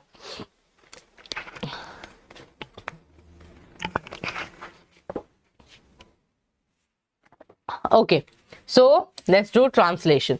Translation of protein synthesis involves 3 steps. Okay, first one is going to be initiation, second one is elongation, third one is termination. Initiation means upon encountering a start codon. So as I told you, initiation, who is going to be involved? Ma'am, initiator tRNA will be involved. Initiator tRNA will be involved. Okay, initiator tRNA will be involved, and this fellow will start working the moment, you know, he notices an AUG who is an initiation codon. Okay, second process is going to be elongation, where we are going to form our protein polypeptide chains are going to be formed. Last is going to be termination, when they encounter a stop codon. Okay, when they encounter a stop codon. Easy? Okay, I just wrote it in black color because it was not seen. Okay, let's see how this process happened. Translation refers to the process of polymerization of amino acids to form polypeptide. Okay, so students, this is an entire polypeptide chain. As you can see, these are all like MET, methionine. Okay, so these are all the amino acids. To form this chain, we have to have this entire process set up. Okay, entire process set up. That is, the order and sequence of amino acids are defined by the sequence of bases in the mRNA.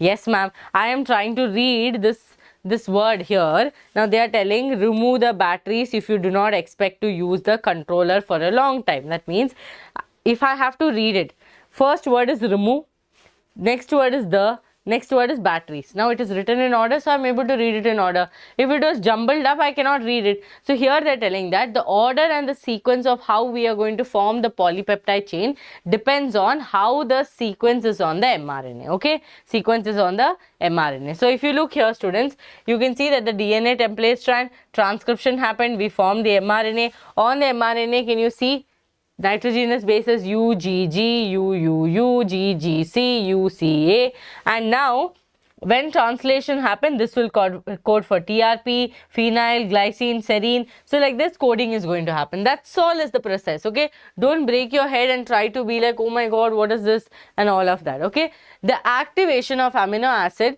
happens by charging of tRNA. charging of tRNA molecule with a specific amino acid prepares the cell to initiate the process of translation. So activation of tRNA happens by charging, like how we use our phone. No, let's say this image is given, like how we use our phone, we have to charge the tRNA. And again, in depth there is a lot of process happening in charging of tRNA. When two charged tRNAs come, they will be automatically able to add the amino acids. So if two such charged tRNAs are brought close enough, the formation of peptide bond between them would be favored energetically. Understood? That's what I told you. Amino acid addition, peptide bonds can be formed. I am also charged, another charged person is there. We both will form a bond very fast because we both are energetic. We're like, yes, yes, oh, let's go for this match, let's do this. Okay, so we are talking and we become bond. Okay, the presence of catalyst would enhance the rate of peptide formation. This is what I told you. This is a little in-depth conversation. Okay, this is a depth topic, that's why I'm not going into this, but understand there are different types of enzymes that we use to make your amino acid acylation happen, where you have AMP, okay, and then they will come and all that, you know, that whole process is a little more complex process. You do not have to study right now, you will study it later. Okay, later you will study. Okay, now students, the cellular factory responsible for synthesizing protein is the ribosome. The ribosome consists of structural RNAs and about 80 different proteins. So as I told you, remember that your ribosomes are going to come and help tRNA, like that. You do not have to read alone, even I will come and help you, and they are going to move like one whole unit. Okay, we call them as a translational unit, where you have ribosomes and you have the tRNA. Let's say this is the tRNA, this pen is the tRNA, this wrist where the rings are there is the larger subunit and this is the smaller subunit. Like this they will go. I do not have anything to read. Okay, I'll try with this. Okay, this is a circus that I'm doing. Okay, students, like this is the combination. So they are going to read the strand. My down hand is immovable. So they are going to read what is written on this. Okay, they are going to read. And as they are reading, here amino acids are going to get added and added. Okay, understood? Yes. So moving forward, it is its inactive state. It exists as two subunits, a larger subunit and a smaller subunit. When the small subunit, okay, when the small subunit encounters an mRNA, the process of translation of mRNA protein begins. This is an important question because it could be asked as an MCQ. When dash comes and joins, the process starts. That is your small subunit. Okay, the small subunits come and attach. Okay, this is subunit. When small subunit encounters an mRNA, the process of translation of mRNA of protein begins. Okay, so this is what happens, students. See, this is your mRNA. Okay, this is your mRNA. There are three sides. Okay, on the ribosome, E side, P side and T side. What happens is tRNA will be bringing these people. They will read. See, they will make anticodon loop. They will attach. Next person will be waiting to come. This fellow will exit. Okay, when this fellow exit, this will go to this fellow. Like this, they will keep forming chains and chains and chains. Okay, they'll keep forming chains. I would request all of you to watch a video on YouTube where they're showing how exactly it happens in the form of animation, so you'll understand better. Okay, you'll be able to understand better. So for initiation, the ribosome binds to the mRNA at the start codon and it is only recognized by the initiator tRNA. So only initiator will be able to understand that yes, I have to initiate the reaction. Why will the terminator know about what is happening, right? So initiator will be like, yes, I think I have to initiate the reaction, and he'll be able to understand that. Okay, so for initiation, the ribosome binds to the mRNA at the start codon that is recognized only by the initiator tRNA. During elongation, complexes composed of an amino acid linked to tRNA sequentially bind to the appropriate codon in the mRNA by forming complementary base pairing. So what they're trying to say, this is your mRNA, this is your smaller subunit, this is your larger subunit, this is your tRNA who is going to read and make the anticodons. So if you look here, he made the anticodon CAA for GUU. Okay, and then here he is adding valine. Now what will happen? This fellow is ready to exit. One fellow already exited. This fellow is ready to exit. When he is exiting, he is going to give this whole polypeptide chain to this fellow.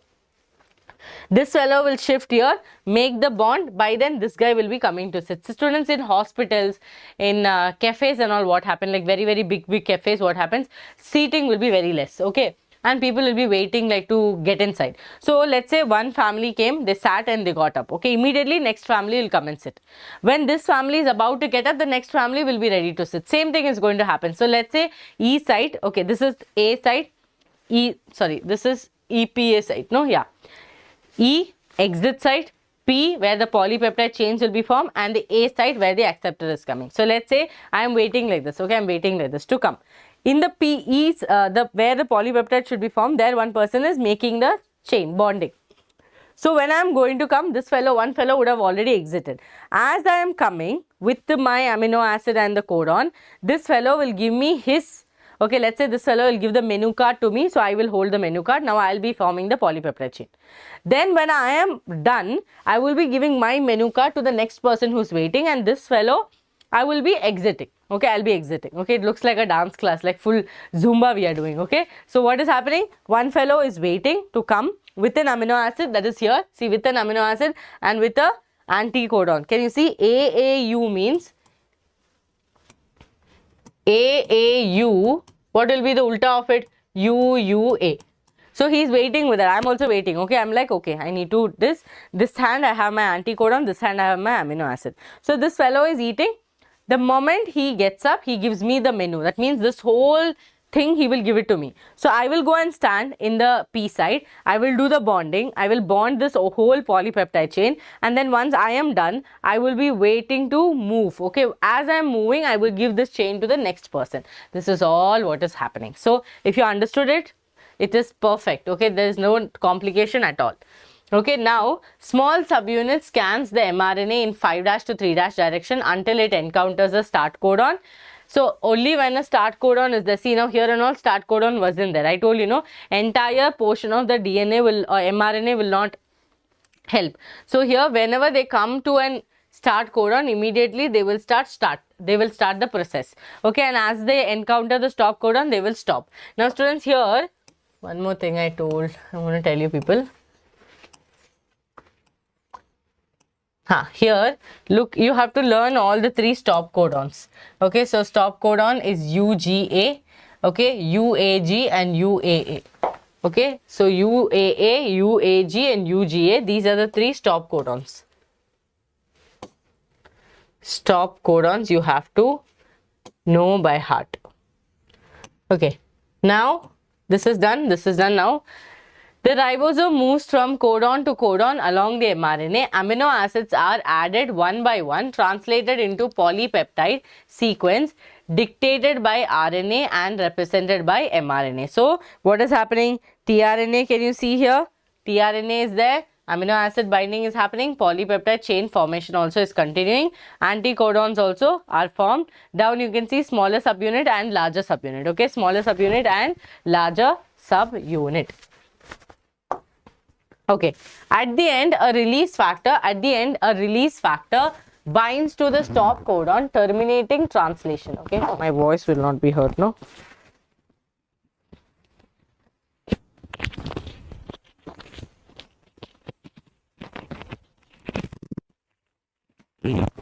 Okay, I think my voice should be heard now.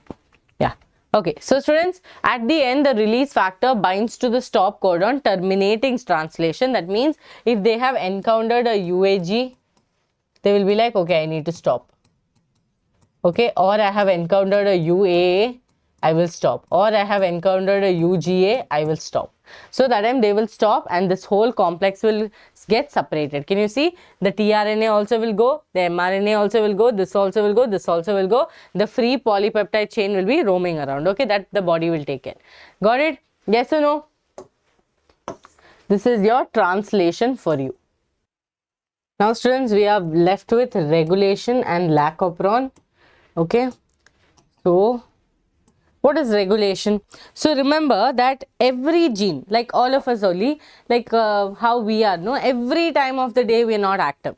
Sometimes we'll be active, but after we have lunch, we'll be very lazy to do some work. Then later we will feel like, oh no, like I'm very lazy. At night, after one time, you'll become very hyperactive. Sometimes you're like, no, I don't want to do any work. So that means every time of the day, you do not have to be active and you do not have to be switched on. No, for us, we have to be switched on. But genes, it's not like that. Genes can decide when they want to be switched off and when they can be switched on. So look here, gene expression can be regulated by metabolic, physiological or environmental condition. In eukaryotes, genes can be regulated at 4 different levels. These 4 stages where gene expression can be controlled, okay, can be controlled are transcriptional level. That means the gene can decide to get switched off during the transcriptional level. Second, the gene can decide to get switched off during the RNA processing. That means when we are doing splicing, capping, tailing, they can decide to switch off, or they can decide to switch off when we are trying to transport it from the nucleus to the cytoplasm. It's like, I don't want to do this, I will stop. Or during the translational level. So these are the 4 levels at which the gene can decide to switch off or switch on. So these 4 places is very crucial because the gene can decide, okay, the gene can decide when it wants to be active, when it wants to show a positive regulation and when it wants to show a negative regulation. Now, you are not studying about eukaryotic gene regulation because it's a very complex topic, but you are going to study only about prokaryotes, okay? Since prokaryotes, it's more simpler, we are going to study about prokaryotes. That's why we are going to talk about your E. coli, okay? So here, now students, when we talk about regulation of gene, we have to understand there are a few terminologies like operon. Operon is a cluster of genes that are transcribed together to give a single messenger RNA molecule, which therefore encodes multiple proteins. That means they're trying to say we are learning about lac operon, right? So operon means what? A cluster of genes, okay? A cluster of genes that is going to transcribe and help us in doing whatever. Like now here also we'll see about LAC-Z protein and repressor. So here they're telling a cluster, operon is a cluster of genes that transcribe together to give a single messenger RNA, mRNA molecule, which therefore encodes multiple proteins, okay? This is an operon. Now here we have to learn about lac operon that was given by Jacob and Monod, okay? Jacob and Monod, who came up with lac operon, telling that there is something that is happening in this E. coli where it is going, the gene is deciding to switch on and switch off in the presence and absence of lactose. In the presence and absence of lactose. So look at this properly, students. This is your entire operon, okay? So now, yes, this is your entire operon and this is your PIPO-ZYA, PIPO-ZYA. Now what is going to happen? This I gene is a regulatory gene. This fellow, depending on this fellow, these people will go into work. Okay, these are your structural genes. Okay, P is the promoter, O is the operator. Now what is going to happen? This I gene is going to inhibit, not induce, inhibit. Okay, I is a regulatory gene. This fellow will decide how the gene should switch on, switch off, what should happen in life. Okay, so look here, students. Here what is going to happen? Your lac operon concept totally works on one principle, that if lactose is present, okay, the gene will be switched on. If lactose is not present, the gene will be switched off. Okay, this is what is going to happen. Now in that, you know, you saw, no, now the structural genes, you saw 3 of them, Z, Y, A. In that, Z gene is going to release beta galactosidase. Okay, so the Z gene codes for beta galactosidase, which is primarily responsible for hydrolysing of disaccharides. So beta galactosidase will do the job of breaking down lactose into galactose and glucose. Galactose and glucose. Understood? So LAC-Z is going to code for, or it is going to code for beta galactosidase, which is going to break down lactose to galactose and glucose. Okay, that is the main job of it. Now moving forward, Y gene is going to code for permease. This permease, students, is going to increase the permeability. It is going to increase the permeability of the cell. Okay, so that it can absorb or it can take in more lactose. It is going to increase the permeability of the cell, so it can take in more lactose. So this is your Y gene. Okay. Now the last is A gene, ZYA. A gene is releases codes for trans-acetylase whose function is not known. Okay, whose function is not known. It might increase the efficiency of beta galactosidase. Okay, so what is going to happen now? Your lac operon, when we talk about, just look at this. Okay. Look at this. This is a condition when lactose is present. Let's say around E. coli, when E. coli was not, when E. coli has glucose, does it need lactose? No, ma'am, it does not need lactose. So lactose will be less. So during this situation, what is going to happen? It is not, the gene is going to be switched off. Okay. So students, remember, draw it like this slowly.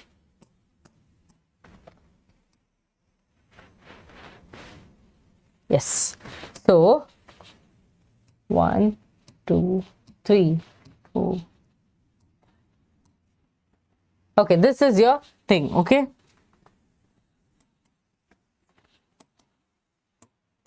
Pipo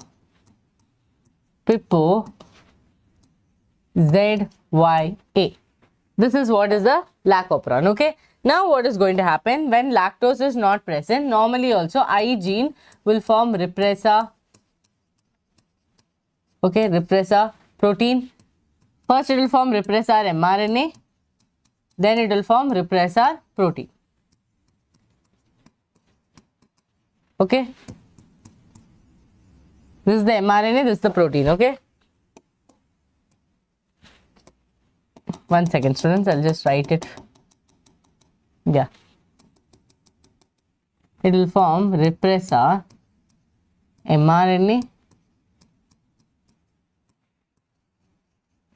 and that will form repressor protein. Okay, it will form repressor protein. Now this repressor protein, what it is going to do, students? It is going to go and block the operator region. It is going to go and block the operator region. Now when it does so, let's say RNA polymerase is coming. Okay, for transcription to take place, RNA polymerase is dancing and coming like this. And as he comes, he will notice that the operator region is blocked and nothing can happen. The structural genes also, they will not release they are not going to code for beta galactosidase, permease or trans-acetylase, because this fellow will control them. So now blocked. Now let's say scenario 2, when lactose is present. When lactose is present, lactose is going to act as an inducer. So same thing is going to happen, students. I gene is going to release repressor mRNA. Repressor mRNA is going to form repressor protein, which is inactive. This repressor protein will want to go and bind with the operator, but lactose is present. That means inducer is present. Inducer will go and bind with the repressor and they will make an inactive complex and not let repressor move. Imagine one sumo comes and holds you and tells, I will not leave you. Can you move? Can you break open and move? You cannot, no? So same thing will happen here. What is going to happen? This repressor mRNA, this inducer will come and bind with the repressor and it will make it inactive. Now operator will be free. So automatically RNA polymerase will come happily and it will be going forward for transcription. So as transcription is going to happen, they will release lac mRNA and they will start coding for beta galactosidase. This beta galactosidase will break down lactose. It will break down lactose to galactose and glucose. And this permease will increase the ability of the cell to absorb more lactose from outside. Students, this can happen when the glucose is less. Okay, when glucose is extremely less and lactose is more in the surrounding, E. coli will opt for this, where lactose will act as an inducer. So lac operon concept totally works on presence and absence of lactose, no? So the inducer is going to be lactose. I hope this is clear to all of you. Yes, so look here. Regulation of lac operon by repressor is referred to as negative regulation. lac operon is under the control of positive regulation as well, but it is beyond the scope of discussion at this level. That means when transcription is not happening, when the the repressor protein is going and binding with the operator, it is a negative regulation, right? Because the gene is switched off. When it is going to go, like when lactose is there and the inducer and repressor complex will happen, then transcription is going to happen and it is going to be a positive regulation. Okay, it's going to be a positive regulation. So that is what they're telling, that when this happens, definitely all these people are not going to work. It is going to lead to a negative regulation. Negative regulation. Now, but at the same case, okay, at the same scenario, if let's say, who is that? Lactose is present. Lactose is present. Then the scenario is going to change, no? Okay.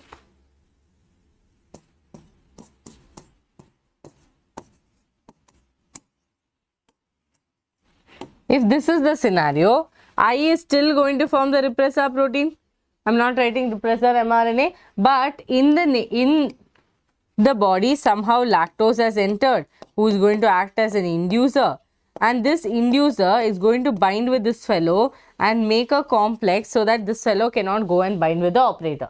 Now, since this will happen, students, obviously RNA polymerase who is coming for transcription will be able to move forward and transcription will happen.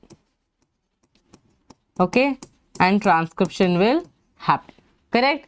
Now, obviously, Z gene is going to form, all these three are going to form lac mRNA. And these lac mRNA is going to code for beta galactosidase, beta gal, permease, and transacetylase. Okay, and transacetylase. Transacetylase. Yes, this is what is going to happen. Right. So this is where this is going to cause positive regulation.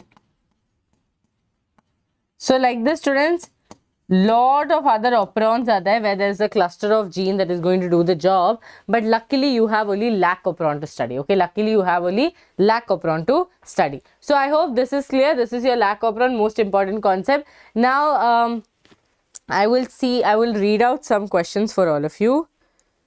Okay, 1 second.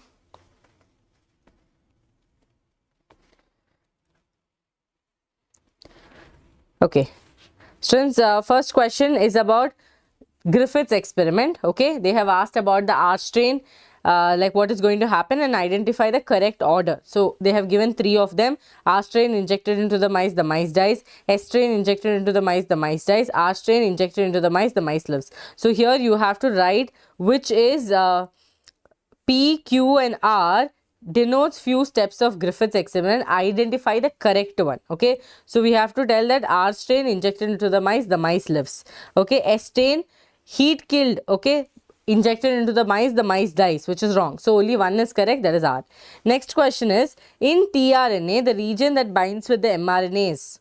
Okay, in tRNA, the region that binds with the mRNA is going to be which portion? The anticodon loop, right? The anticodon loop. So they have given that as an option. Okay, now the mRNA has untranslated region, which is UTRs, okay, present at both the places. Students, UTRs are actually untranslated regions. Now, if I go here, just give me 1 minute.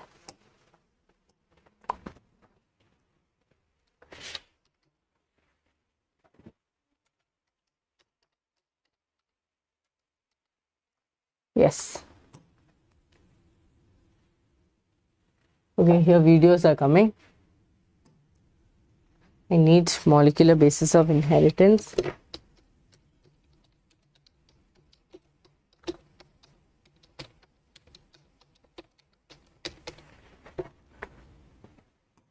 Yes, this is your chapter, okay?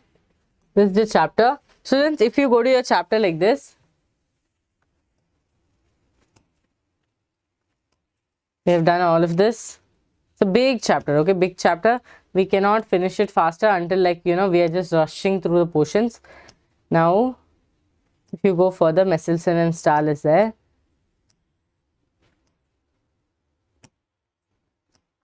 Okay, all this we have done.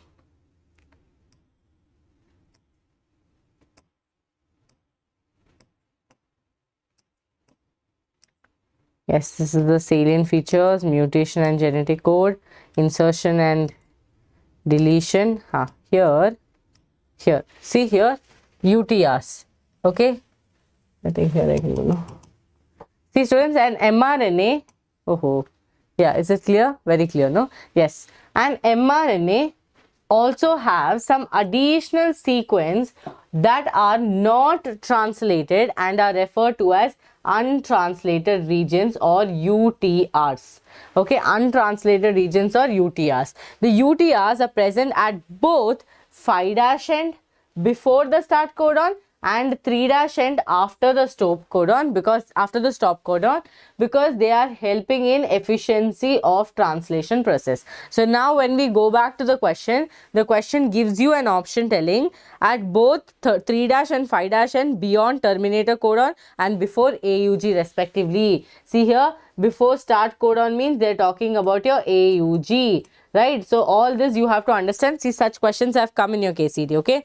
Now next question, in structural gene the template DNA strand has a nucleotide sequence. Find the correct complementary nucleotide sequence is what is given to us. Okay, and I will write the sequence down. So basically you have to find what is complementary to that. I have a feeling it is from the textbook only. One second, let me just zoom. Students, also after this you have your HGP and DNA fingerprinting. Okay, which is a topic that you can just read and understand, because there's very less explanation part to this, and I've seen less question for KCET on this basis. For NEET students a lot of questions come, but mainly for KCET students I've seen up to lac operon a lot of questions. That's why I've focused on that.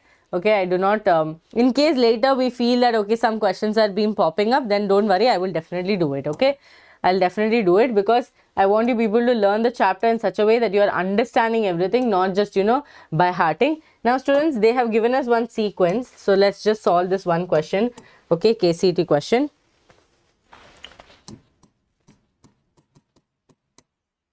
Okay, KCET question. They have asked us to find 3' ATGC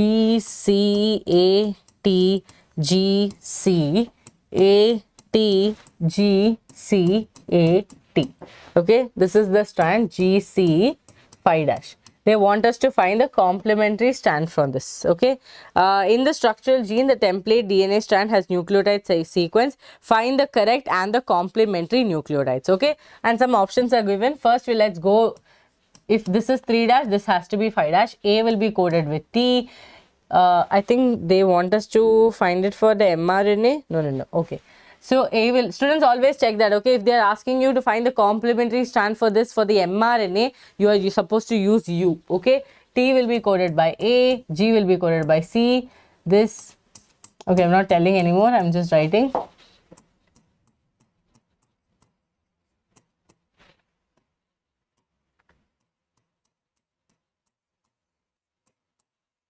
Okay, this is the sequence complementary. Okay, let's see if we have an option like that.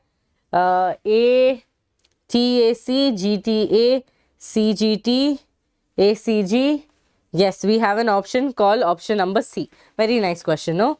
Yes. Now students, next question. A series of experiments were conducted by Frederick Griffith in 1928 on transforming principle with Salmonella typhi, E. coli, Streptococcus pneumonia and Bacillus thuringiensis. 2022 question, easy question, Streptococcus pneumonia. Okay, but only if you're learning this chapter you'll be able to answer this. The number of codons effective in coding 20 amino acids. How many of them are effective in coding right now? 61 of them are going to code, 3 of them are stop codon, so you will write 61. Which aspect forms the basis of, okay, DNA replicates semi-conservatively was first shown in plants, E. coli, higher animals, human cells. Okay, DNA replicates semi-conservatively was first Messelson and Stahl did the experiment on E. coli. Okay, E. coli. Now, during transcription, the DNA strand with 3' to 5' polarity of the structural gene acts as a template because. So, just now I explained you that why that is going to act as a template, because it's going to work on a strand from 3' to 5', but it is going to form a strand which is from 5' to 3'. Okay, so here they are telling different options are given. Enzyme DNA dependent RNA polymerase always catalyzes polymerization in both the direction. Nucleotides of DNA strand with 5' to 3' are transferred to mRNA. Enzyme DNA dependent RNA polymerase always catalyzes polymerization in 5' to 3' direction. Option number 4 is the answer. 2023 question. Next one, very easy question. Histone proteins are positively charged because they are rich in basic amino acid residues like lysine and arginine. Okay, tell me one thing that I have not told important has been asked. 2023 question. Eukaryotic genes are monocistronic, but they are split genes because why? They contain both introns and exons, right? Yes. The lac operon model was elucidated by Jacob and Monod. Okay. Again, students, one sequence is given. You have to write the complementary for that. Then they have given Griffith, Monod, Messelson and Stahl, Hershey and Chase. You have to do match the following. Next time I'll try to put this question on the screen. Okay. In which region of the tRNA molecule is amino acid binding site located? In which region of tRNA molecule is the amino acid binding site located? You have to tell, is it in the 5' end or the 3' end? Now, how will you understand that? You go back to the structure. Okay, here they showed us clover leaf model. Yes, look here. Which end is it? 3' end. Okay, this is the 5' end, so it is going to be on the 3' end. Okay, 3' end. So, the answer will be 3' end. Amino acid attached here. So, that is the 3' end. Clear? The answer is here only. Then students, E. coli question has come on semi-conservative. This question also has come. Experiment involving use of radioactive thymidine to detect the distribution of newly synthesized DNA in chromosome was performed on which plant? Remember, we had studied about faba beans. Okay, faba beans, it was studied. That question has come. Okay. Then write the sequence. So, some sequence they have asked. Okay, some sequence they have asked, and they have asked you to write the opposite sequence of that. Okay, opposite sequence of that. Clear to all of you? Yes or no? I hope it is clear. Students, the DNA fingerprinting and HGP, we will do it separately because that will also take us 1 hour. But if I find questions, I think we will just stick on to solving the question and understanding the concept. Okay, solving the question and understanding the concept because it will be more easier. Clear to all of you? Yes? Awesome. So that's it for today's class, students. Thank you so much for joining. Do not forget to subscribe to the channel and go and hit the like button. Okay, and subscribe, share with your friends. Okay, definitely share it with your friends because this is very important. Okay, very important. We are doing all the things possible as you can see under videos. Okay, recorded lectures are here. See, principles of inheritance has come. Okay, this has come here. Look at it. Okay, and if you go to the live, students, we are also preparing the both students simultaneously with KCET. You can see most repeated questions from D and F block. Next, I will be doing molecular basis. So, you can also attend the classes where we are solving the most repeated questions taken from all the years. Okay. Yes. So, thank you so much for joining. See you all in next class. Till then, tata, bye-bye.